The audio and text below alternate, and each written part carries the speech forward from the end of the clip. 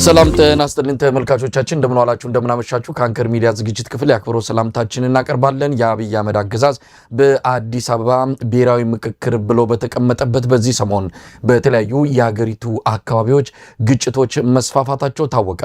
በሲዳማና በኦሮሚያ ክልሎች ድንበር ላይ የተጀመረው ግጭት ከፍተኛ ሰብአዊና ቁሳዊ ውድመት እያስከተለ እንዳለ ነው መረጃዎች የሚያመለክቱት።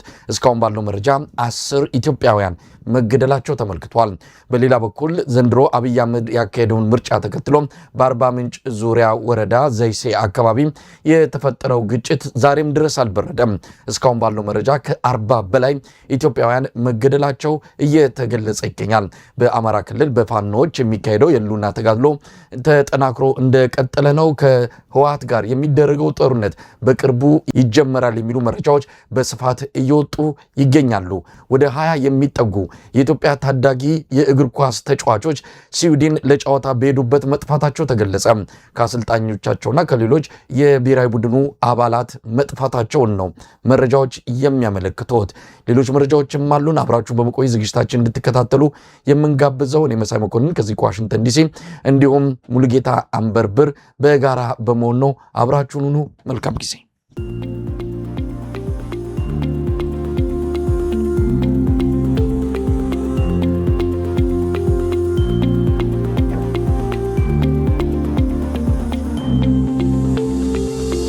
ጤና ይስጥልኝ ሙሉጌታ። ጤና ይስጥልኝ መሳይ እንደምን አለ? ዛሬ በርካታ መረጃዎችን ያሉት እንግዲህ ያለን ሰዓት ከበቃን ሁሉንም ለመዳሰስ እንሞክራለን። ቀደም ሲል ካነሷቸው በተጨማሪ አብይ አህመድ አርብ ከምሽቱ 2 ሰዓት ተኩል ላይ የሚጀምር በአማራ ቴሌቪዥን ላይ ቃለ መጠይቅ ሊሰጥ እንደሆነ ተሰምቷል። ማስታወቂያው ከወዲሁ ተለቋል። የሚያነሳቸው ርዕሰ ጉዳዮችም ምን ሊሆኑ እንደሚችሉ ነው የሰማነውና ሌላ ዙር የጥላቻ መርዝ የሚረጭበት ቃለ መጠይቅ እንደሚሆን ነው ከወዲሁ እየተገለጸ ያለው። ለምን አሁን ጊዜ ላይ ለምን በዚህ ወቅት ላይ ምክክር አዲስ አበባ እያካሄደ እሱ በአማራ ክልል ቴሌቪዥን ማህበረሰቦችን የሚያጋጩ የተለያዩ መልእክቶችን ሊያስተላልፍ እንደተዘጋጀ ነው የሰማነው። እንግዲህ አብረን የምንከታተለው ይሆናል። ይህንንም ጉዳይ እናነሳለን። የአማራ ፋኖ የሚያደርገው ተጋድሎ ተጠናክሮ እንደቀጠለ ነው። በዚህ ጉዳይ ላይ ያለውንም መረጃ ታካፍለናለም። ውይይትም የምናደርግባቸው ሌሎች ጉዳዮች አሉ። ወደ ኋላ ላይ አነሳቸዋለሁ። የኢትዮጵያ ኦርቶዶክስ ተዋሕዶ ቤተክርስቲያን የሲዳማና አካባቢው ሀገረ ስብከት ሊቀ ጳጳስ ብፁዕ አቡነ ዮሴፍም የገብርኤል በዓልን አስመልክተው የተናገሩት አንድ ንግግር አለ። በዚህ ወቅት ላይ ከሃይማኖት አባቶች የሚጠበቅ እንዲህ አይነቱ መልእክት በጣም ወሳኝ ነው። እሱንም እናነሳለን። ግን የማስቀድመው ሰሞኑን በተገናኘንበት ወቅት ላይ የሚዲያዎችን አዝማሚያ አንዳንድ ሚዲያዎች በአገዛዙ የፕሮፓጋንዳ መስመር ላይ ወጥተው በነፃ ሚዲያ ስም እያደረጉ ያሉትን እንቅስቃሴም ያወገዝንበትና ተቋማችንን ያቀረብንበትን አንድ ዝግጅት ማቅረባችን የሚታወስ ነው። ያንን ተከትሎ በተለይ በስም ጠርተን ወቀሳ የሰነዘርንበት አንድ አፍታ ሚዲያ ምላሽ ሰጥቶበታል። ምላሹን ተመልክተከዋል። እንግዲህ ያቀረብነው ክስ አይደለም፣ ያቀረብነው ውንጀላ አይደለም፣ ያቀረብነው እንደው እንዲያስተካክሉትና እርምት እንዲወስዱበት በሚል የተናገርነውን እነሱ ባልተገባ መልኩ ምላሽ ሰጥተውበታል። ምናልባት ጨዋነት ቢኖር ኖሮ ያስተላለፉትን የተዛባ መረጃ ይቅርታ ጠይቀው ለሕዝብ ታማኝነታቸው ለሕዝብ ክብር እንዳላቸው ማሳየት በተገባ ነበር። ነገር ግን በሌላ መልኩ የመጡበት የምላሽ ሁኔታ እንግዲህ ትዝብት ላይ የሚጥላቸው ካልሆነ በስተቀር እነሱ ጋር እውነት እንዳለ የሚያሳይ አይደለም። በዚህን ጀምርና ሌሎችን ጉዳዮች እንመለከታለን። አመሰግናለሁ መሳይ። እንዳልከው አንድ አፍታ ሚዲያ መሳይ መኮንንና ሙሉጌታ ብለው ተኮፍሰው አጠቃላይኛን የአገዛዙ ካድሬዎች ናቸው የሚል ስም ማጥፋት ዘመቻ ከፍተውብናል ነው የሚለው።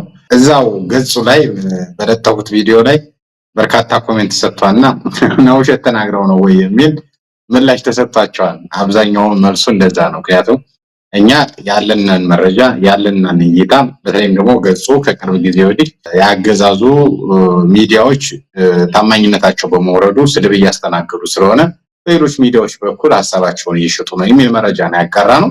ከዛ በተጨማሪ ህወሓት ጋር የዋንጫ ጨዋታ እናደርጋለን የሚል መረጃ ነው ያጋሩት።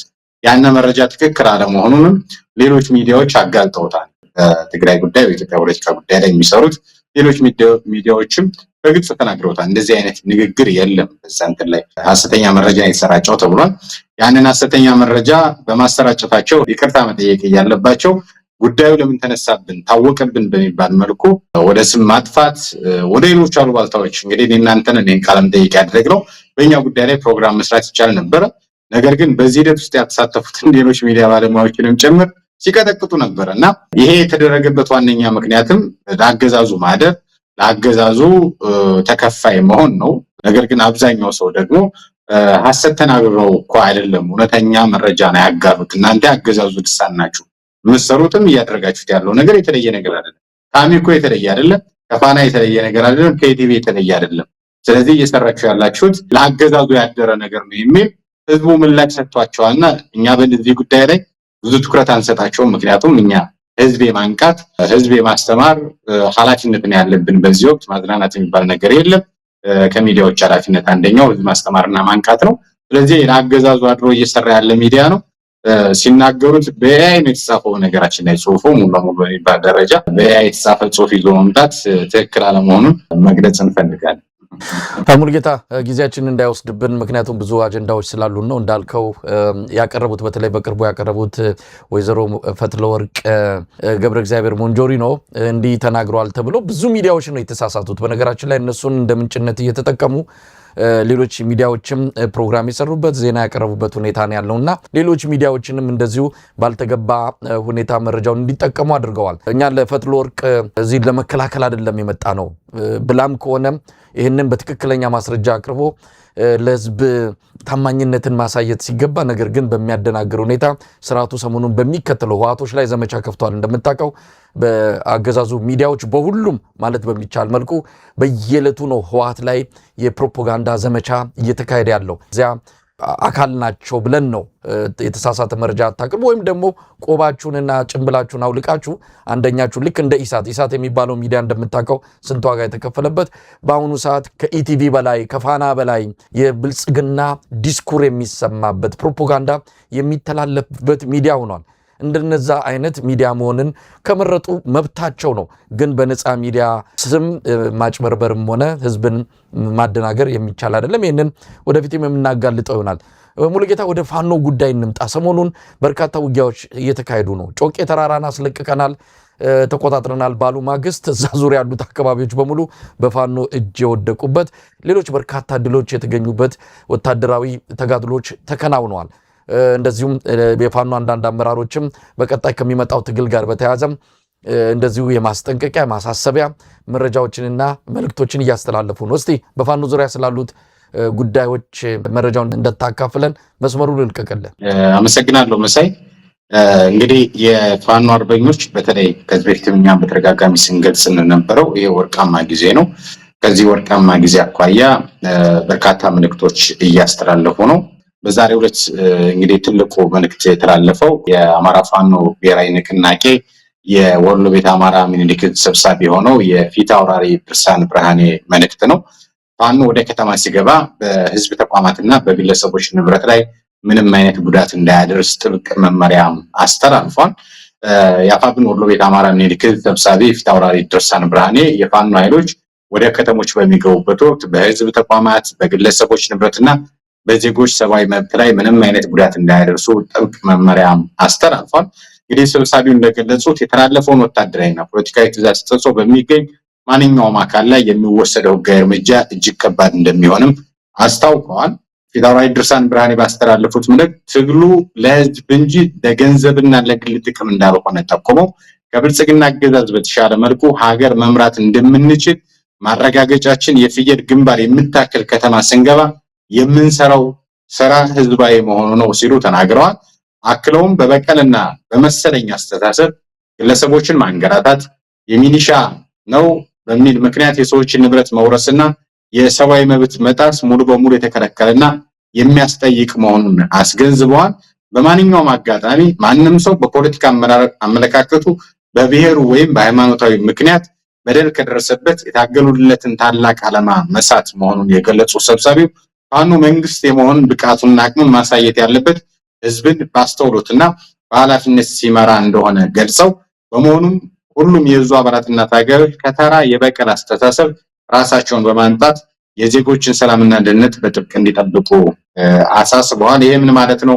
አሁን ይሄ መልእክት በዚህ ለምን ተላለፈ የሚለውን ወደኋላ እንመለስበታለን። ሌላኛው መረጃ በጎጃም ቀጠና ግንዶን ከተማ አቅራቢያ ትግዳር ቀበሌ ላይ የሰፈረውን የሚሊሻና የፖሊስ ምሽግ ውስጥ እንዳሉ የ74ኛ ክፍለ ጦር አንዘንዛው ጉንቻ ሻለቃ በቦምብ ከፍተኛ ጥቃት እንዳደረሰ በዛሬው ዕለት ተገልጿል።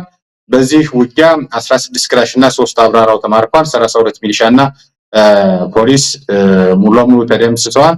ከ17 በላይ በሞትና በሕይወት መካከል ያሉ የሟቾች ቁጥር ሊጨምር እንደሚችል ተገልጿል። በዚህ ውጊያ ሳጅኖች፣ 50 አለቃዎች፣ በርካቶች እንደተገደሉ ነው የተሰማው። ዝርዝር የሰዎች ስም ዝርዝር ወጥቷል። እነሱን ስም ዝርዝር ማውጣቱ ዛኔ ተገቢ አይደለም እዚህ ሚዲያ ላይ፣ ግን በርካቶች በዚህ ውጊያ ላይ ከፍተኛ ጉዳት እንደደረሰባቸው ተሰምቷል። ከዚህ ከፋኖ መንደር እየተሰሙ ያሉት መረጃዎች በተለይ አገዛዙ በርካታ ህዝቦችን ከቦታ ቦታ የማንቀሳቀስ ከፍተኛ አዝማሚያ ላይ እንዳለ ተሰምቷል። መሳይ የምስራቅ እዝ በጀነራል መሐመድ ተሰማ የሚመራው 5 ክፍለ ጦሩን ቀንሶ ወደ ወሎ እዚህ በዳውንት ወገልጤና ጋሸና መስመር ሙሉ ለሙሉ እንዲቆጣጠር ኮን መስመር እንዲቆጣጠር በሚል ከአገዛዙ ከፍተኛ ወታደራዊ አመራሮች ትዕዛዝ ተሰጥቶት 5 ክፍለ ጦር ይዞ ወደ ወሎ ቀጠና እየተጓዘ እንደሆነ ዝርዝር መረጃዎች ደርሰውናል።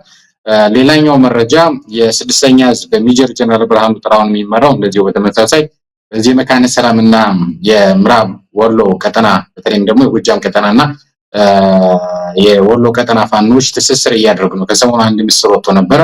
የአማራ ፋኖ ብሔራዊ ንቅናቄ የህዝብ ግንኙነት መምሪያ ኃላፊ አርበኛ አስረስ ዳምጤ ከወሎ አርበኞች ከነ ሻለቃ ሀብታሙ ደምሴ ማለትም ከወሎ ቤት አማራ ሚኒሊክ ዕዝ ምክትል ወታደራዊ አዛዥ ጋር የቀጠናዊ ትስስርና እንዲሁም ደግሞ ውይይት ማድረጋቸውን ተከትሎ ከፍተኛ የሆነ የድሮን አሰሳና በዚህም ምክንያት በሸለቆ ላይ የሚገኘውን ገዳም እንደደበደቡት ታስታውሳለህ። በወቅቱም ተከታታይ የሆኑ መረጃዎችን ስናጋራ ነበር።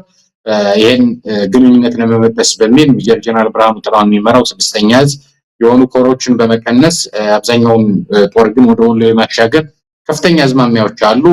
አጠቃላይ በአማራ ክልል አሁን ላይ መጠነኛ የሚባል የመዘጋጀት የመቀናጀት የማስተባበርና አደረጃጀታቸውን የመጨረስ እንቅስቃሴ ላይ እንዳሉ ይታወቃል። አገዛዙ ግን ይሄን ለመቀልበስ ከፍተኛ እንቅስቃሴ እያደረገ እንደሆነ ለአድማጭ ተመልካቾቻችን መግለጽ ያስፈልጋል።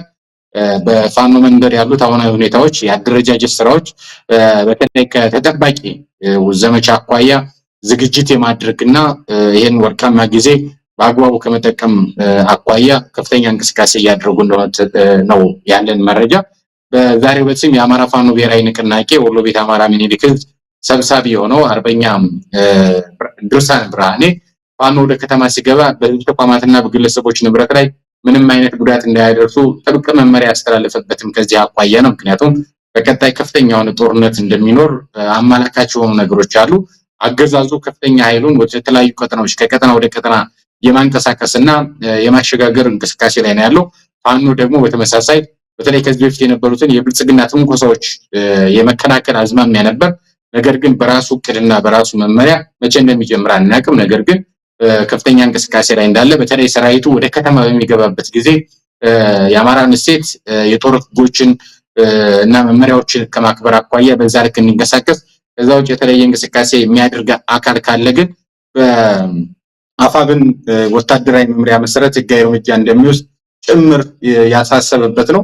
በቀጣይ አዳዲስ ነገሮች እንደሚኖሩ ይታወቃል። ከዚህ አኳያ ህዝቡ ምን ኃላፊነት አለበት፣ ታጋዩ ምን መመሪያዎች እንዲከተል ይገባል የሚሉትን አስፈላጊ ከሆነ ልናነሳቸው እንችላለን። እነዚህ መረጃዎች ናቸው ያሉት። መሳይ ሙሉጌታ በጣም ነው የማመሰግነው። እንግዲህ የማይቀር ነገር እየመጣ ነው። በብዙ የመረጃ ምንጮችም አንዳንዶቹ በቀነ ቀጠሮ ጭምር አስቀምጠው በሚቀጥሉ 2 ሳምንታት በ10 ቀናት ውስጥ እያሉ የማይቀር ጦርነት እንደሚኖር እየገለጹ ነው ያሉት። ጉዳዩን በተመለከተ አማራ ፋኖ ብሔራዊ ንቅናቄ የህዝብ ግንኙነት ክፍል ኃላፊ አርበኛ አስረስ ማረ ዳምጤን አነጋግሬው ነበረ። አዲስ የሚጀመር ጦርነት የለም። ጦርነት ውስጥ ከገባን 3 ዓመት ሆኖናል። ምናልባት የሚኖረው አድማሱን ያሰፋ ሌሎች ግንባሮችን የሚከፍት ሌሎች የሉና አደጋ አለብን ብለው የታጠቁ ኃይሎች የሚቀላቀሉት ጦርነት ግን አለ ብለዋል። ስለዚህ ምንም ሆነ ምን አገላለጹ ጉዳይ አይደለም። ጦርነት በሰፊው አድማሱን ያሰፋ ግንባሮቹም ብዙ የሆኑበት ጦርነት በቅርቡ ይኖራል። ሙሉጌታ ምን አይነት ጦርነት? ይህንን ተከትሎ ሊመጣ የሚችለው የህዝብ ንቅናቄ የህዝብ ድጋፍስ ህዝቡ ምን አይነት አቋም መያዝ አለበት? የተለያዩ ነገሮች ይነሳሉ። በዚህ ላይ ከወዲሁ የኢትዮጵያ ህዝብ ሊያደርግ የሚገባው ነገር ይኖራል። ያንንም አስመልክተን የምንለው ነገር ካለ እንደው ጊዜ ወስደን ብንወያይበት። የአገዛዙን የመከፋፈል ሴራ እያከሸፉ የትብብር ኃይሎች አይቀሬ የሆኑን በተለይ የብልጽግና አገዛዝ ጠላት መሆኑን ሁሉም በሚባል ደረጃ አዲስ አበባ ያለው ወጣት ብልጽግና ምንድነው ብትለው ጠላት ነው መልስ የሚሰጥና እንኳን የታጠቁት ባለፉት 3 ዓመታትም ከዛም ቀደም ብለው የብልጽግና ኃይል እየታገሉ ያሉ ኃይሎች ማለት ነው። አርበኛ አስረስ ማረ ዳምጤ እንዳለው የአማራ ህዝብ ባለፉት 3 ዓመታት ከፍተኛ የሆነ ውጊያ ነው እያደረገ ያለው። አብይ አህመድ ያለውን መሳሪያ ሁሉ ተኩሷል። ድሮን ጨምሮ ዙ መድፍ ቤም ሮኬት ሁሉን ነገር ተኩሷል። ባለፈው አንተ አንከር ሚዲያ ላይ የሮኬቶችን ምስል ጭምር ሳይቀርፍ ያደረክበት መንገድ አይቼዋለሁና ያለውን ሁሉ ተኩሷል። የአማራ ህዝብ የሚገባበት አዲስ ጦርነት የለውም። ለዛም ነው የአማራ ህዝብ የጦርነት ሜዳ ነው ታረጉት የሚል ሐሳብ ሲያነሱ አማራ በቲማቲም እየተዋጋ አይደለም የነበረው። አብይ አህመድ ያለውን መሳሪያ ሁሉ ተኩሷል። ስለዚህ የአማራው ኃይል ደግሞ በከፍተኛ ሁኔታ ሲዋጋ ነው የከረመው። ስለዚህ አዲስ ግንባር አይከፈትም። አርበኛው እንዳለው አዳዲስ ግንባሮች ግን ሊጨመሩ ይችላሉ። በአፋር ግንባር ሊኖር ይችላል፣ በቤኒሻንጉል ጉሙዝ ግንባር ሊኖር ይችላል። የትኛውም እንግዲህ በሲዳማ ግንባርም እኮ ተከፍቷል፣ ባዶላዊው ግንባር ተከፍቷል እና አጠቃላይ ኢትዮጵያ የጦርነት ቀጠና እየሆነች ያለችበት ሁኔታ አለ። ከዚህ አኳያ በተለይ የፋኖ አመራሮችም ወደፊት ይፋ ያድርጉታል ተብሎ የሚታሰቡ ነገሮች አሉ። ህዝባችን ግን ሊዘጋጅ ይገባል። የሚዲያው ሚና ያሉትን ነባራዊ ሁኔታዎች ገምግሞ እንደዚህ አይነት ነገር ሊከሰት ይችላል። ስለዚህ ከዚህ አኳያ ማህበረሰባችን ዝግጅት ማድረግ አለበት የምንለው ነገር ይኖራል። እንግዲህ አመራሮቹ በራሳቸው አኳያ በራሳቸው መስመር በራሳቸው ስትራቴጂም በራሳቸው ስልት የሚመሩበት እድል አለ። ነገር ግን ያ ይፋ እስከሚሆን ድረስ አገዛዙ ሙሉ ለሙሉ አማራ ክልል ላይ ኢንተርኔት ሊያጠፋ ይችላል፣ መብራት ሊያጠፋ ይችላል። ከወዲሁ ዝግጅት መደረግ መቻል አለበት። የፋኖ ኃይሎች ወደ ሙሉ ጦርነት እስከዛሬ አይተነው ከምናውቀው የበለጠ ጦርነት ውስጥ ሊገቡ ይችላሉ። ባህር ዳር፣ ጎንደር፣ ደሴ፣ ኮምቦልቻ የአማራ ክልል የሚባሉት ሙሉ ለሙሉ በፋኖ ክንድ ላይ ሊወድቁ ይችላሉ። ያ በሚሆንበት ጊዜ አገዛዙ የውር ድምር ፖለቲካ እየተጓዘ ነው። የአብይ ኢንተርቪው ለምን አማራ ክልል ላይ በተጀመረ የሚለውን ጭምር ምናነሳው ይሆናል። ነገር ግን ህዝባችን አሁን ላይ ለፋኖ የሚያስፈልገውን ለፋኖ በተለይ የሎጂስቲክ ድጋፍ የሚያስፈልገው የቆሎ የበሶ ሌሎች ነገሮችን ጨምሮ የማዘጋጀት ኃላፊነት እንዳለበት ማስታወስ እንፈልጋለን። ለራሱም ጭምር ወደ ሲጅ ወደ ሙሉ አሁን አብይ አልወደኩም መንግስት ነኝ ብሎ እያሰበ ስለሆነ አክት እያደረገ ያለው የመንግስትነት ሚናውን ሲያጣው ሙሉ ተስፋ ሲቆርጥ ግን የሚጠላውን ህዝብ መጨፍጨፉ አይቀርም። ለዛ ደግሞ ዝግጅቶች መደረግ መቻል አለባቸው። ጉድጓድ እስከ መቆፈር ምሽጎች እስከ መቆፈር ይሄን ለፋኖ አይደለም እየተናገርን ያለነው ህዝቡ። ምክንያቱም አብይ አህመድ መሰል ጦርነቶች በከፍተኛ ሁኔታ በነገራችን ላይ ወደ 11 የሚጠጉ ድሮኖችን ከአረብ ኤሚሬት አሁን አዲስ አስገብቶ በሙሉ ዝግጅት አዘጋጁልኝ በሚል አየር ኃይል ደብረዘይት የሚገኘው በከፍተኛ ጭንቀት ላይ እንዳሉ ነው እየሰማን ነው። ይሄ ከምንም የመጣ አይደለም። የሆነ አደጋ እያሸተተ ነው። የሆነ አደጋ አፍንጫው ላይ ደርሷል። የሆነ አደጋ ከፊቱ ታይቷል። ቅድም ያስቀመጥነው አዳዲስ ግንባሮች ይኖራሉ። እነዚህ አዳዲስ ግንባሮች በሚፈጠሩ ጊዜ የፋኖ ኃይል ደግሞ የበለጠ አድቫንስ ያደርጋል። የፋኖ ኃይል ያለውን አቅም አሟጦ የአማራ ክልል የሚባለው ምስለኔ የብልጽግና መዋቅር ያፈርሰዋል። የዛን ጊዜ አዳዲስ ጫናዎች በአማራ ህዝብ ላይ ይመጣሉ። እነዛ ጫናዎችን ቀድሞ በመገምገም ምን ሊከተል ይችላል፣ ምን አደጋ ሊገጥመን ይችላል፣ መብራት ቢጠፋ፣ የወፍጮ ጉዳይ፣ የውሃ ጉዳይ መሰል ጉዳዮችን ልዩ ትኩረት መደረግ እንዳለበት ለፋኖ የሚያስፈልገውን ለፋኖ ለህዝቡ የሚያስፈልገውን ህዝቡ ማዘጋጀት እንዳለበት በዚህ ጉዳይ ላይ አንከር ሚዲያን ያላችሁ ይሄን ሚዲያ እየተከታተላችሁ ያላችሁ ቤተሰቦቻችሁን የማስረዳት አዲስ ነገር እንዳለ ማሳየት መቻል አለበት ብለን እናምናለን። ምክንያቱም ህዝባችን የሳተላይት የምኑን ጉዳይ እንደምታውቁት ነው፣ የኢንተርኔት ጉዳይ የተገደበ ነው እንደምታውቁት ነው። ስለዚህ የማዳረስ ነገር ከናንተ ይጠበቃል ማለት እንፈልጋለን። አገዛዙን በጥቅል የመጋፈጥ በተለይ የችግሩ ምንጭ የሆነው የብልጽግና አገዛዝ መሆኑን የትግራይ ልጆችም ተረድተዋል። የአማራ ልጆችም የአፋር ልጆችም የኦሮሞ ልጆችም ተረድተዋል። ስለዚህ ይሄን በጥቅል የመጋፈጥ አምባገነኑን የመደብደብ ሂደቶች ወደፊት ፈጥተው መምጣታቸው አይቀርም። የዛን ጊዜ ህዝባችን ሲጅ ውስጥ እንዳይገባ ለአማራ ህዝብ ብቻ አይደለም ለኦሮሞ ህዝብም ለአማራ ህዝብም ለትግራይ ህዝብም ለአፋር ህዝብም አጠቃላይ ለኢትዮጵያ ልጆች ማስተላለፍ የምንፈልገው ነገር ቢኖር አገዛዙ ከፍተኛ የሆነ አደጋ ከፊቱ ላይ ስላለ ያንን አደጋ መቋቋም የሚችለው ደግሞ የመጨረሻ የሚባለው ውድመት በመፈጸም ስለሆነ ያን ውድመት ቀለል ማድረግ ስላለብን መረጃዎችን ማንሳት አስፈላጊ ነው ተብሎ ስለታመነ ነው የተናገርኩት። አመሰግናለሁ መሳይ።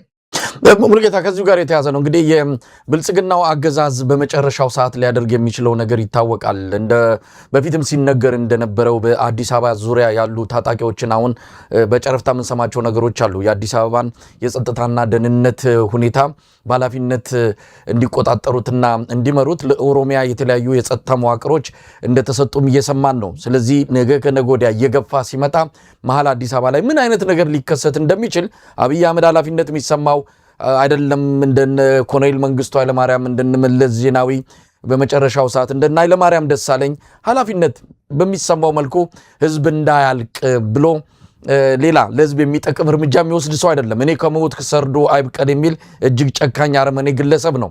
ስለዚህ በመጨረሻው ሰዓት ሊያደርግ የሚችለውንም ከወዲሁ መገመት የሚገባ ጉዳይ ነው። ይኸው እያየነው ነው። መጨረሻው ሰዓት ደረሰ በሚል በመደናበሮችና ስጋቶች አንዳንድ ነገሮችን እያደረጉ ነው። መላቅታቸው እንደጠፋም እያየን ነው። ምን ማድረግ እንዳለባቸው እንደሌለባቸው፣ ምን ለህዝብ መቅረብ እንዳለበት እንደሌለበት እንኳን ግራ እስኪገባቸው ድረስ ነው። አብይ አህመድ አማራ ማስ ሚዲያ ቴሌቪዥን ላይ ቀርቦ ሊናገር ቀጠሮ መያዙን እንግዲህ በተላለፈው አጭር የማስታወቂያ ክሊፕ ላይ አይተኗል። ምን ጉዳዮችን ሊያነሳ እንደሚችል ሰውየው በዚህን ወቅት ላይ ለዛውም አዲስ አበባ የምክክር ጉባኤ አስቀምጦ አማራ ክልል ቴሌቪዥን በትግራይና በአማራ መሃል በአማራና በኤርትራ መሃል በማህበረሰቦች በህዝቦች መሃል ጥላቻ በመጥበቅ ለግጭት እያሰናዳቸው እንዳለ እየሰማን ነው። ህዝብ ወደ ግጭት ይገባል፣ እሱ ሌላ ጉዳይ ነው። ግን ወደ ኋላ የሚል አገዛዝ አይደለምና እስቲ ብልጽግና ምን አይነት ቁመና ላይ ነው ያለው? ምን እያደረገ ነው? በቀጣይ ምን ልናይ እንችላለን? አመሰግናለሁ። ጥሩ ጥያቄ ነው ያነሳልኝ መሳይ። ብልጽግና ቤት የጎራ መደበላለቅ ተፈጥሯል። አጠቃላይ ፕሮፓጋንዳውን ማን ይምራው፣ ወታደራዊ ማን ይምራው፣ ከጣምባሩ የጠፋ ነገር ገጥሟቸዋል። እንግዲህ ወታደሮቹ በተደጋጋሚ ወጥተው ተናገሩት። ፍትሃዊ ጦርነት ላይ ነን፣ ጽንፈኛው እንደመሰስ ነው፣ አጠፋ ነው ምናምን የሚል ከፍተኛ የሆነ ነገር ተሞከረ፣ አልተሳካም። ጎርጎራ ላይ እንደምታስታውሰው የጎርጎራን ፕሮጀክት ለመስራት እንቅስቃሴ ሳድርግ የጎጃም ህዝብ አላሰራኝ ጎንደር እንዳይለማ ስለሚፈልጉ ብሎ ፓርላማ ላይ ተናገረ። ከዛ ቀጥሎ መጣ ደብረ ማርቆስ ላይ የበላይ ዘለቀ ልጆች አጼ ዮሐንስ ያደረገባችሁ እንዳትረሱ አለ። ያንም በከፍተኛ ሁኔታ ተመከተ። አንተ ስለ አጼ ዮሐንስና ስለ ኢትዮጵያ ነገስታት ታሪክ አንተ አትነግረና የሚል ምላሽ ተሰጠው። ከዛ በመቀጠል ይሄ ነገርም አልጣሙም፣ አልተሳካለትም። በነገራችን ላይ ከዚህ በፊት ሰኔ 15 እና 16 22 ላይ የነበረውን ፕሮግራም ሰርተንበታል። እኛም እንዳንከር ሚዲያ ሰኔ 15 ልክ እንደሌሎቹ ሰኔ 15ቶች ነው፣ የተለየ ነገር አይደለም በሚል ምላሽ ሰጥተን አሁን ላይ የመጨረሻ አማራጩን ለመጠቀም የአማራ ሚዲያ ኮርፖሬሽን ላይ ነው የተገኘው። የአማራ ሚዲያ ኮርፖሬሽን ስራ አስኪያጅ የሆነው ሙሉቀን ሰጥዬ መጨረሻ አማራጫቸው በተለይ የነመላኩ አለበል ቲም ነው። በግልጽ ማንሳትም ስላለብን ሙሉቀን ሰጥዬ ባለፉት ዓመታት በሰኔ 15ም ገለልተኛ ግለሰብ አይደለም አሳምነው እንደዚህ ያደረገ ምናምን እያለ ሲናገር የነበረ ግለሰብ ነው። ይሄ ሙሉቀን ሰጥዬ የአማራ ሚዲያ ኮርፖሬሽንን የጎጥ መናኸሪያ ያደረገ ነው።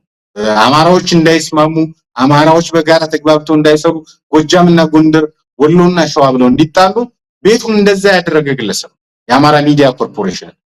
ነገር ግን ሚዲያ ነፃና ገለልተኛ መሆን አለበት ተብሎ እየታመነ እዛ ደቡብ ጎንደር ውስጥ ገብቶ የብልጽግና ተወካይና ተመራጭ እንዲሆን የተደረገ ግለሰብ መቼ ባለፈው ጊዜ በአሁኑ ጊዜ እንግዲህ ብልጽግናን ወክሎ እንትን ያደርጋል። ከዚህ ደግሞ እንደ ገለልተኛ ሚዲያ ሰው መጥቶ ደግሞ አብይ አህመድን ለመጠየቅ ሙከራ ያደርጋል።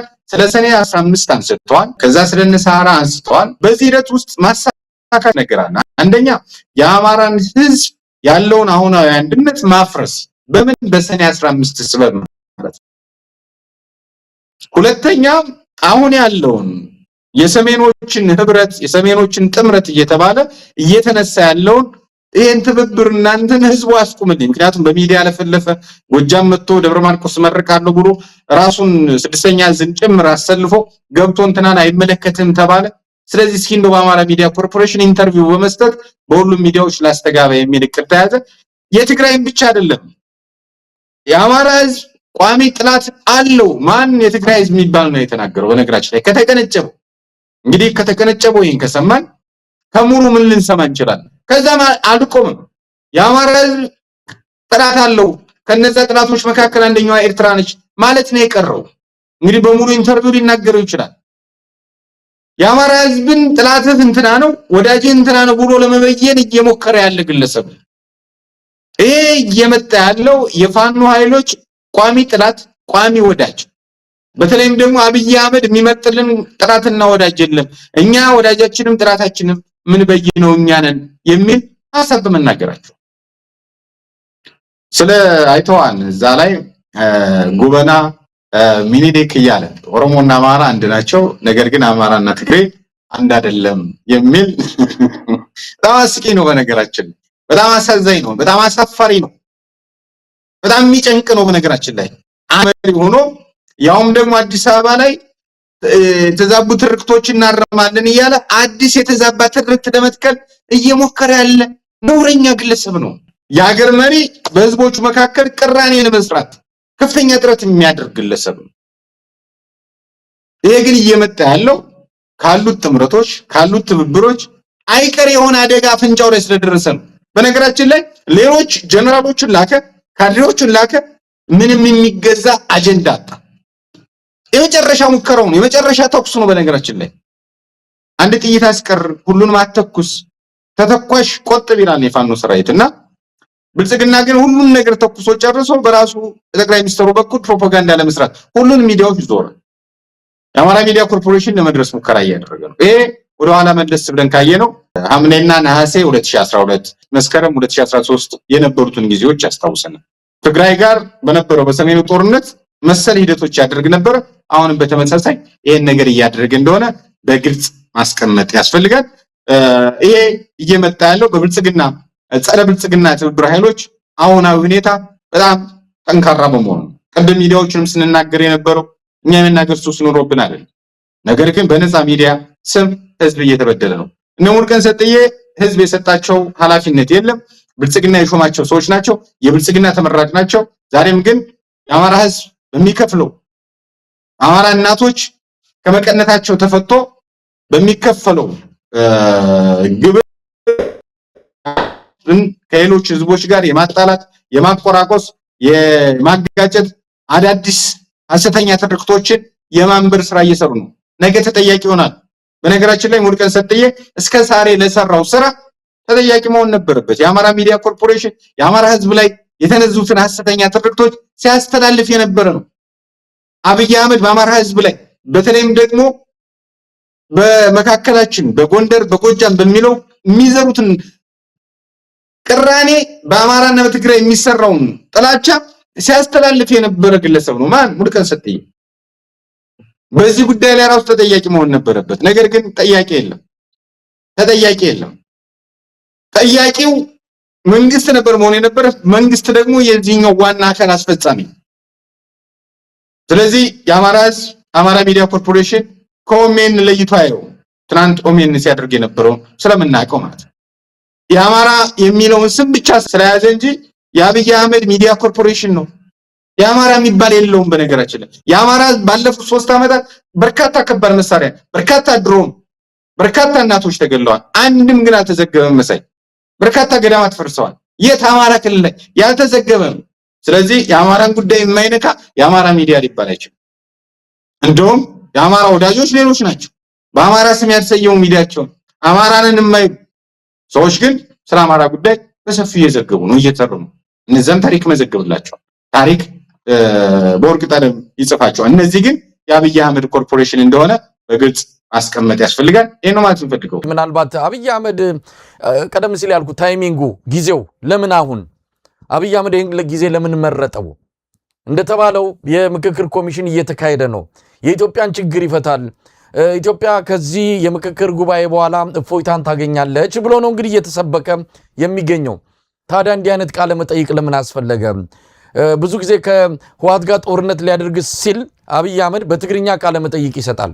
ስለዚህ የጦርነት ማስጀመሪያ ፊሽካ ብለን ልንወስደው እንችላለን ወይ ይሄን ቃለ መጠይቅ? ሌላ የሚያነሳቸውን እንግዲህ ሙሉን ስንሰማ የተለየ አውድ የተለየ መልእክት አንጠብቅም። ያነሳቸው ርዕሰ ጉዳዮች አሉ ከወዲሁ መገመት የሚቻሉ። የአብይ አህመድን ቃለ መጠይቆች ሳይናገር ሲያስበው ጭምር ምን ሊሆን እንደሚችል የምንገምተው ነው። የሰውየው አቅም እስከዚህ ድረስ ነው። ምን ሊናገር የሚችለውን እያንዳንዷን ቃላት በራሱ ምን ገምተው ጉዳይ ነው። አዲስ ነገር ይነግረናል አይደለም፣ ግን የሚያነሳቸውን ጭብጦች እንመልከታቸው።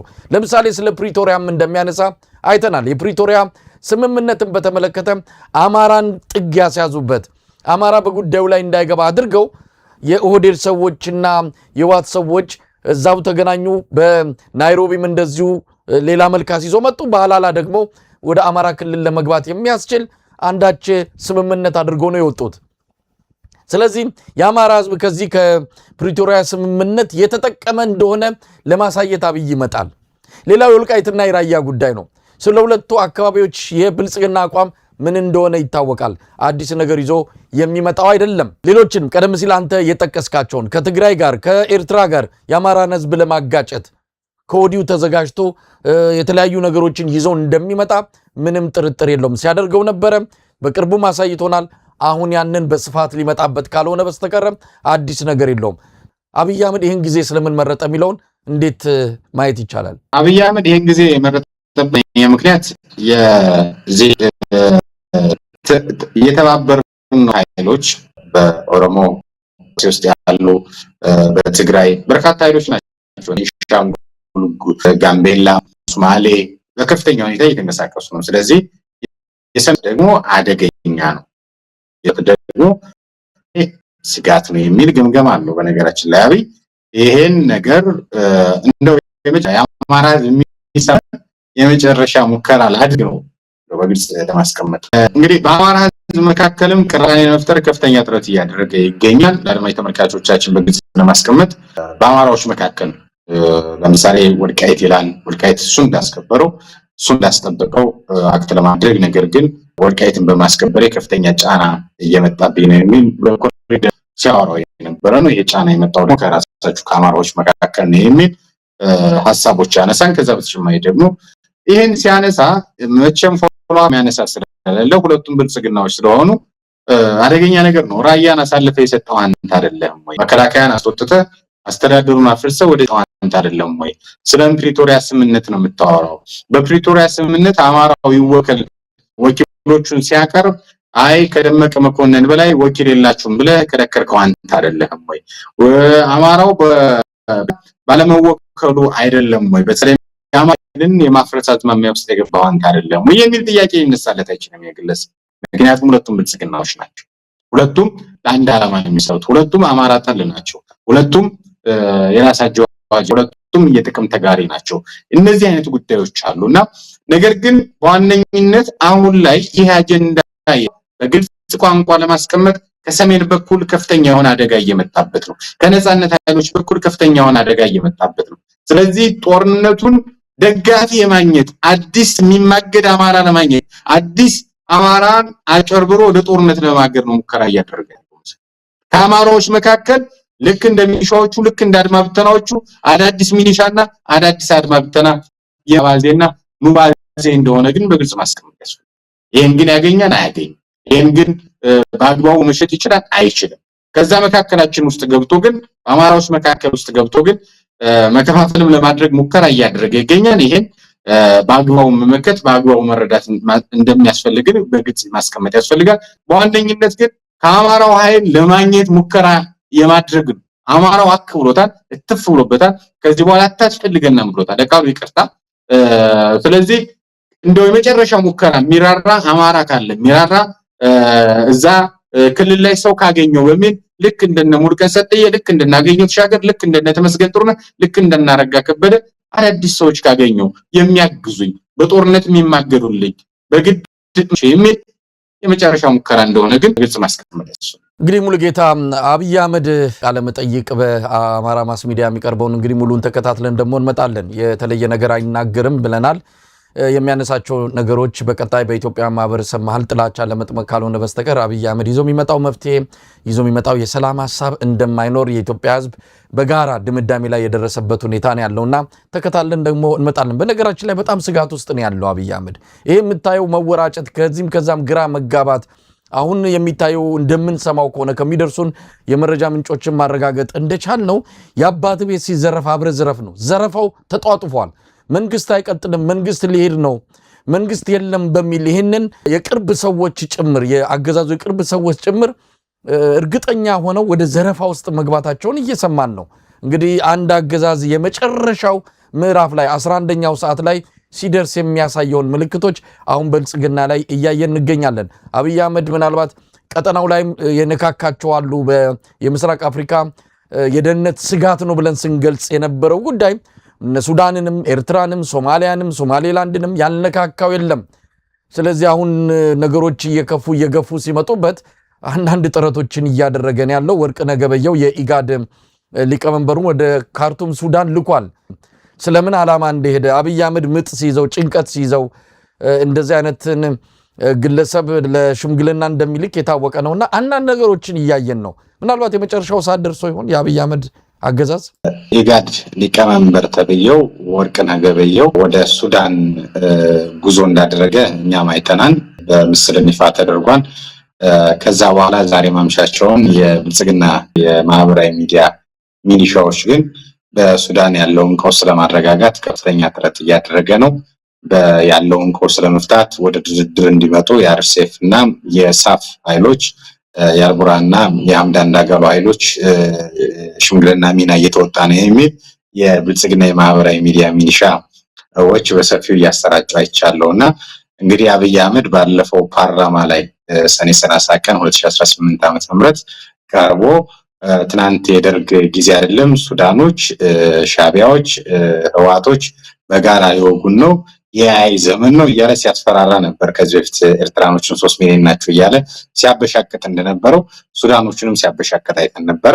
ነገር ግን አሁን በወርቅነህ ገበየሁ በኦህዴዱ በነገራችን ላይ የኢጋድ ተብሎ አይደለም መጠራት ያለበት የኢጋድ ሰው አይደለም። የአብይ አህመድን አገዛዝ ለማትረፍ ዳውንት ቁጥቋጦ ስር ድረስ የተገኘ ነው። የአፋድ የሚባለውን ታስታውሰዋለህ። ዳውንት ላይ በመሄድ እነ ማስረሻ ሰጤን እነ ኮሎኔል ፈንታው ሟቤን እነ ኮሎኔል ማነገረውን ከፋኖ ኃይሎች ገንጥሎ ወደ አብይ አህመድ መንግስት ያስገበረ ግለሰብ ነው። ከነዚህ ተቋማት መካከል አንደኛው ኢጋድ ነው። ኢጋድ ነፃና ገለልተኛ አይደለም። የአብይ አህመድ አሽቃባጭ ነው። የአብይ አህመድ መንግስት ለማረጋጋት 724 በሚባል ደረጃ የሚሰራ ነው። በብሔራዊ ምክክር ኮሚሽኑም በምርጫውም በሁሉም ነገር የታየና የተፈተነ ተቋም ነው። ከዚህ በፊትም በነበሩት ሂደቶች የታየ ነው። በነገራችን ላይ በፕሪቶሪያ ስምምነትም እንደዚሁ ሲሳተፍ እንደነበረ እናስታውሳለን። የፕሪቶሪያ ስምምነት ግን እንዲከሽፍ ካደረጉት መካከል አንደኛው ወርቅነህ ገበየሁ ጅማ የነበረውን የስብሰባ ውጤት እናስታውሰዋለን። በሌሎች ስብሰባዎች ላይ የታየው እውነት ነውና እንዳልከውም የመጨረሻው ጊዜ ላይ ነው። ከፋኖ ጋር ያሉ ኃይሎች ማለትም ፋኖች ራሳቸው ወደፊት ይፋ የሚያደርጓቸው እነዛን የመሄድ በአንድ በኩል ማሲንጋን የመላክ በአንድ በኩል ኦባሳንጆን በአንድ በኩል ወርቅነህ ገበየሁን የመላክና የመማፀን ጊዜ ላይ እንዳለ አብይ አህመድ መረዳት ይቻላል። ከነዚህ ድምር ውጤት የምናየው ብልጽግና አይቀሬ ሽንፈቱን እንደሚጎነጭ ተረድተናል። የሱዳን ኃይሎችን ባለፈው ሳምንት በደንብ አድርገን በሰፊው ተንትነነዋል፣ በሰፊው አስቀምጠነዋል። ብልጽግና እስካሁን ብንሽኮረመም ማድረግ አልቻልንም። እንደውም በፓርላማ ቀርቦ እንደሚወጋን እንደማናሸንፈው እየተናገረን ይገኛል። ስለዚህ ብልጽግናን ለመጣል ከሚተባበሩ ኃይሎች ጋር እንተባበራለን እስከሚል የውስጥ ስብሰባ ማድረጋቸውን የሱዳን ኃይሎች በሰፊው አንስተናል። የአረብ ኤምሬት ገረድ ሆኖ አብይ አህመድ አርሴፍን በከፍተኛ ሁኔታ ድሮን ሳይቀር እየመጣ ከዛ በተጨማሪ ደግሞ ናቡራን ሄዶ ለመሸምገል የኢጋድ አይነት ፖለቲካ ማራመድ ትክክል አይደለም። የኦህዴድ ፖለቲካ እንደሆነ ግን በግልጽ ማስቀመጥ ያስፈልጋል። ወርቅነህ ገበየሁ ኦህዴድ ነው። የኦህዴድን ፖለቲካ ለማስፈጸም ሱዳን ድረስ ሄዷል። ነገር ግን ሱዳኖችም ያውቁታል። ምክንያቱም እሱ የኢጋድ ሰው አለመሆኑን በተግባር ያረጋገጡበት እውነት ነው።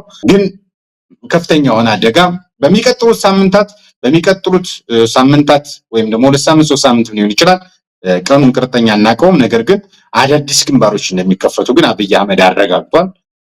በብሔራዊ መረጃም ሊሆን ይችላል፣ በሌላም ሊሆን ይችላል አረጋግጧል። ያንን ለማስታገስ ግን አንድ ጊዜ አሚኮ ባህር ዳር፣ አንድ ጊዜ ሱዳን፣ አንድ ጊዜ ነገም ኤርትራ እናገኘው እንችላለን። የሆኑ ኃይሎችን ሊልክ ይችላልና የሚገርም አይደለም፣ የሚጠበቅ ነው ማለት ፈልጋለሁ። እንደው ሙሉጌታ ከዚሁ ጋር ተያይዞ ሰሞኑን የወጣ አንድ መረጃ አለ። ኤርትራ ላይ የተገናኙት የኤርትራ የውጭ ጉዳይ ሚኒስትር የግብጽና የሶማሊያ የውጭ ጉዳይ ሚኒስትሮች እዛ ስብሰባ እያደረጉ በነበሩበት ጊዜ የአሜሪካ የአፍሪካ ጉዳዮች ከፍተኛ አማካሪ ማሳድ ቡሎስ እዛው ነበሩ፣ ተገናኝተው ነበረ። ሶስቱ ሀገራት የውጭ ጉዳይ ሚኒስትር ባደረጉት ውይይት ላይም እኚህ የአሜሪካ ከፍተኛ የውጭ ጉዳይ ባለስልጣን እንደተገኙ መረጃዎች ወጥቷል። ያንን ተከትሎ በአብይ አህመድ ላይ መፈንቅለ መንግስት ሊካሄድ ነው የሚል ቅሬታን እንደፈጠረ ሁሉ በሰፊው ተወርቷል። ኢመደበኛ በሆነ መልኩ የአብይ አህመድ አገዛዝም ቅሬታውን እንዳቀረበ ነው የተሰማው። የአሜሪካው የውጭ ጉዳይ ሚኒስቴር ከፍተኛ አማካሪ ማሳድ ቦሎስ ግን የኤርኩት በኢትዮጵያ መንግስት ጋር በተገናኘ እንዲህ የሚባለው አሉባልታ ጋር የተገናኘ አይደለም የሚል ማስተባበያ መስጠታቸውም ነው የሰማ ነው። ምንም ሆነ ምን እንግዲህ ሶስት የውጭ ጉዳይ ሚኒስትሮች አስመራ ላይ ሲገናኙና የአሜሪካው ከፍተኛ የውጭ ጉዳይ ባለስልጣን እዛ ሲያመሩ ዝም ብሎ ያጋጣሚ ላይሆን ይችላል አናቀም። ኢትዮጵያ ላይ ግን አደጋ እየመጣ ነው። አብይ አህመድ ጎትቶ የቀጠናውን ሀገራት ተባብረው የጋራ ክንድ ይዘው ኢትዮጵያ ላይ የብሔራዊ ደህንነት አደጋ ይዘው እንዲመጡ ጋብዟቸዋል። ይሄ በገዛ እጅ የመጣ አደጋ ነው። አዎ የምስራቅ አፍሪካ አጠቃላይ ስጋት አብይ አህመድ ነው። ያው የኢትዮጵያ ሕዝብ ካለበት አጠቃላይ የህልውና አደጋ ተነስቶ በአብይ አህመድ አገዛዝ ጎን ተሰልፎ በዚህ ወቅት ላይ ዋጋ ሊከፍል የሚችልበት ምንም አይነት እድል የለም። አዲስ አበባ አትግባ የተባለ በያለበት በየቤቱ የሚፈናቀል ማህበረሰብ በፈጠረበት በዚህ ወቅት ላይ ከአብይ አህመድ አገዛዝ ጎን የሚሰለፍ ኢትዮጵያዊ ሊኖር አይችልም። በቅርቡ ያነጋገርኳቸው የወታደራዊ ከፍተኛ ባለሙያ ሻለቃ ማሞ ለማ እንደገለጹልኝ ከሆነ የኢትዮጵያ ህዝብ ባይታጠቅም 95 በመቶ የሚሆነው ልቡ ሸፍቷል ነው ያሉት። ጫካ ገብቷል በልቡ። የኢትዮጵያ ህዝብ በዚህ ደረጃ ላይ ነው የሚገኘው ብለዋልና መጪዎቹ 3 ወራት ምናልባትም በኢትዮጵያ ፖለቲካ ውስጥ በኢትዮጵያ አጠቃላይ ነባራዊ ሁኔታ ላይ የሚለወጥ ነገር ሊኖር እንደሚችል ከግምትም በላይ መግለጽ ይቻላል። ሙሉጌታ እንግዲህ እኔም አይቼዋለሁ ዜናውን። የሶማሊያ፣ የግብጽ፣ የኤርትራ የውጭ ጉዳይ ሚኒስትሮች ከአሜሪካ መንግስት የአፍሪካና የአረብ ጉዳዮች ከፍተኛ አማካሪው ጋር በመገናኘታቸው ይሄ እኔን ለመጣል አሜሪካኖች እየተባበሩብኝ ነው የሚል ክስ በእነ አብይ አህመድ በኩል ተነሳ። የአሜሪካውም ደግሞ ይሄ ሐሰተኛ መረጃ ነው፣ እንደዚህ አይነት ነገር የለም ብሏል። ነገር ግን የማይፋቀው እውነት፣ የማይሰረዘው እውነት የግብጽ፣ የሱዳን፣ የኤርትራ ኃይሎች ሶስትዮሽ ጥምረት ፈጥረው ነበር። ጸረ ብልጽግና የሆነ አቋም ወስደዋል። ጸረ ብልጽግና የሆነ አቋም እንዲወስዱ ያደረጋቸው የብልጽግናው መንግስት አካሄድ ነው። የብልጽግናው መንግስት አካሄድ ማለት ምን ማለት ነው? አንደኛ ሶማሊያ ገብቶ ሶማሌላንድን የሀገርነት እውቅና ለመስጠት ሲንደፋደፍ እጅ ከፍንጅ መያዙ ነው። ለአርኤስኤፍ ድጋፍ ሲሰጥ በመገኘቱ ነው። ከዛ በተጨማሪ ደግሞ የኤርትራን ህዝብ ደግሞ አጠቃላይ የኤርትራ መንግስትን በማናናቅና የኤርትራን ህዝብ ወጋለው በማለት ነው። በዚህ ምክንያት እነዚህ ብልጽግና አደጋ የደቀነባቸው ኃይሎች ጥምረት ፈጥረው ነው። በዚህ አጋጣሚ ካይሮ ላይ ከአሜሪካው መንግስት የአፍሪካና የአረብ ጉዳዮች ከፍተኛ አማካሪው ጋር ተገናኙ። እነዚህ መገናኘቱ አስጨነቀው ማለት ነው። ሲያስጨንቀው በውጭ ጉዳይ ኃላፊው በኩል በነ ዶክተር ጌዲዮን ጢሞቴዎስ በኩል ምንድነው ያለ የሚል ወይም ደግሞ እኛ ጋር እያመጻችሁብና ነው ወይ የሚል ጥያቄ ቀረበ። አይ እንደዛ አይደለም በሚል አሜሪካኖቹም ጭምር የተቸገሩበት መግለጫ ነው።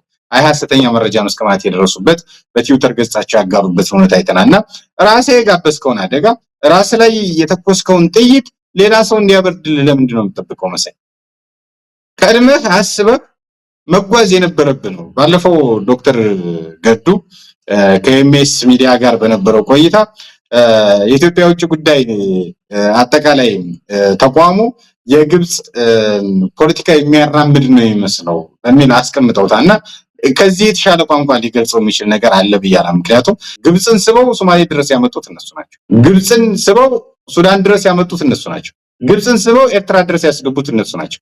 ከዛ በኋላ ከግብጽ ጋር እየተረባረቡብኝ ነው፣ ታሪካዊ ጥላቶቻችን አባይ ግድብን ልማት እንዳናለማ ምናምን እያሉ በብልጽግና ሚዲያዎች ደግሞ ሌላ ፕሮፓጋንዳ ይከፍታሉ። መጀመሪያ የምትራመደው እያንዳንዱ የዲፕሎማሲ እርምጃ የተሰላና ስትራቴጂክ መሆን ነበረበት፣ በስልት ላይ የተመሰረተ መሆን ነበረበት።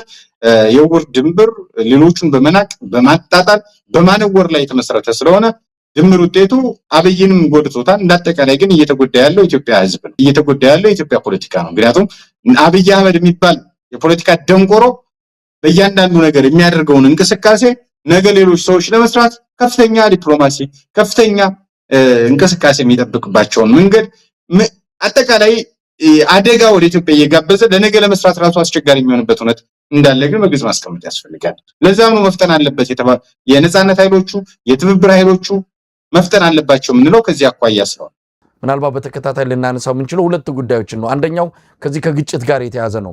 በደቡብ ኢትዮጵያ አርባ ምንጭ አካባቢ ከምርጫ ማግስት ጀምሮ እየተካሄደ ያለው ግጭት ከፍተኛ የሰው ህይወትን እያጠፋ ይገኛል። እስካሁን ባለው መረጃ ከ40 እስከ 50 የሚሆኑ ሰዎች ተገለዋል። ስለዚህ ጉዳይ ማንም የተነፈሰ የለም። ዘይሴዎች ብቻቸው መከራ እያዩ ነው። አሁን ደግሞ እንደምንሰማው በሲዳማና በኦሮሚያ ድንበር መሃል ከፍተኛ ግጭት ከተፈጠረ በየጊዜው ነው የሚከሰተው። አሁን ደግሞ ለይቶለት ከሰሞኑ ብቻ 10 ሰዎች የተገደሉበት ግጭት እንደተከሰተ ነው የሰማ ነው። ይህን የሚናገር የለም። ኢትዮጵያ ችግር ላይ ነው ያለችው፣ ሙሉጌታ ቀውስ ላይ ነው ያለችው። ከዚህ አንጻር ምን ማለት ይቻላል የሚለው ነው። ምናልባት ከዚህ ጋር ተያይዘው የሲዳማና አካባቢው ሀገረ ስብከት ሊቀ ጳጳስ ብፁዕ አቡነ ዮሴፍ የተናገሩትን እንጥቀስ። ኢትዮጵያ ውስጥ ያለውን መከራ ነው ያሳዩት። የሃይማኖት አባቶች በዚህ ድፍረት ወጥተው ኢትዮጵያ ያለችበትን መናገር አለባቸው። ሚዲያዎቹ አይናገሩም፣ መድረኮች ዝግ ናቸው። ለዚህ በአደባባይ ስሜቱን የሚገልጽ የለም። ነገር ሁሉ ታፍኗል። እንደዚህ አይነት መድረክ ሲገኝ የሃይማኖት አባቶች የህዝቡን ቁስል የህዝቡን ህመም መተንፈስ አለባቸውና ብፁዕ አቡነ ዮሴፍ በቅርቡ ሐዋሳ ላይ ተደርጎ በነበረው የዓመታዊ የቅዱስ ገብርኤል ክብረ በዓል ላይ የተናገሩት እንደው ባጭሩ እንስማ። የሀገራችን ኢትዮጵያ ወቅታዊ ሁኔታ ስንመለከት በታሪክ የምናውቀውን የጨካኙን ገዥ ተግባር በግልጽ ያስነብበናል። በሀገራችን በየአቅጣጫው የሚታየው አለመረጋጋት፣ የሰላም እጦት፣ የወንድማማቾች ጦርነት፣ መፈናቀል፣ ረሃብና ፍርሃት በየደረጃው ከተቀመጡና ኃላፊነታቸውን በአግባቡ ከማይወጡ ኃላፊዎች አስተሳሰብ የመነጨ ሆኖ እናገኘዋለን።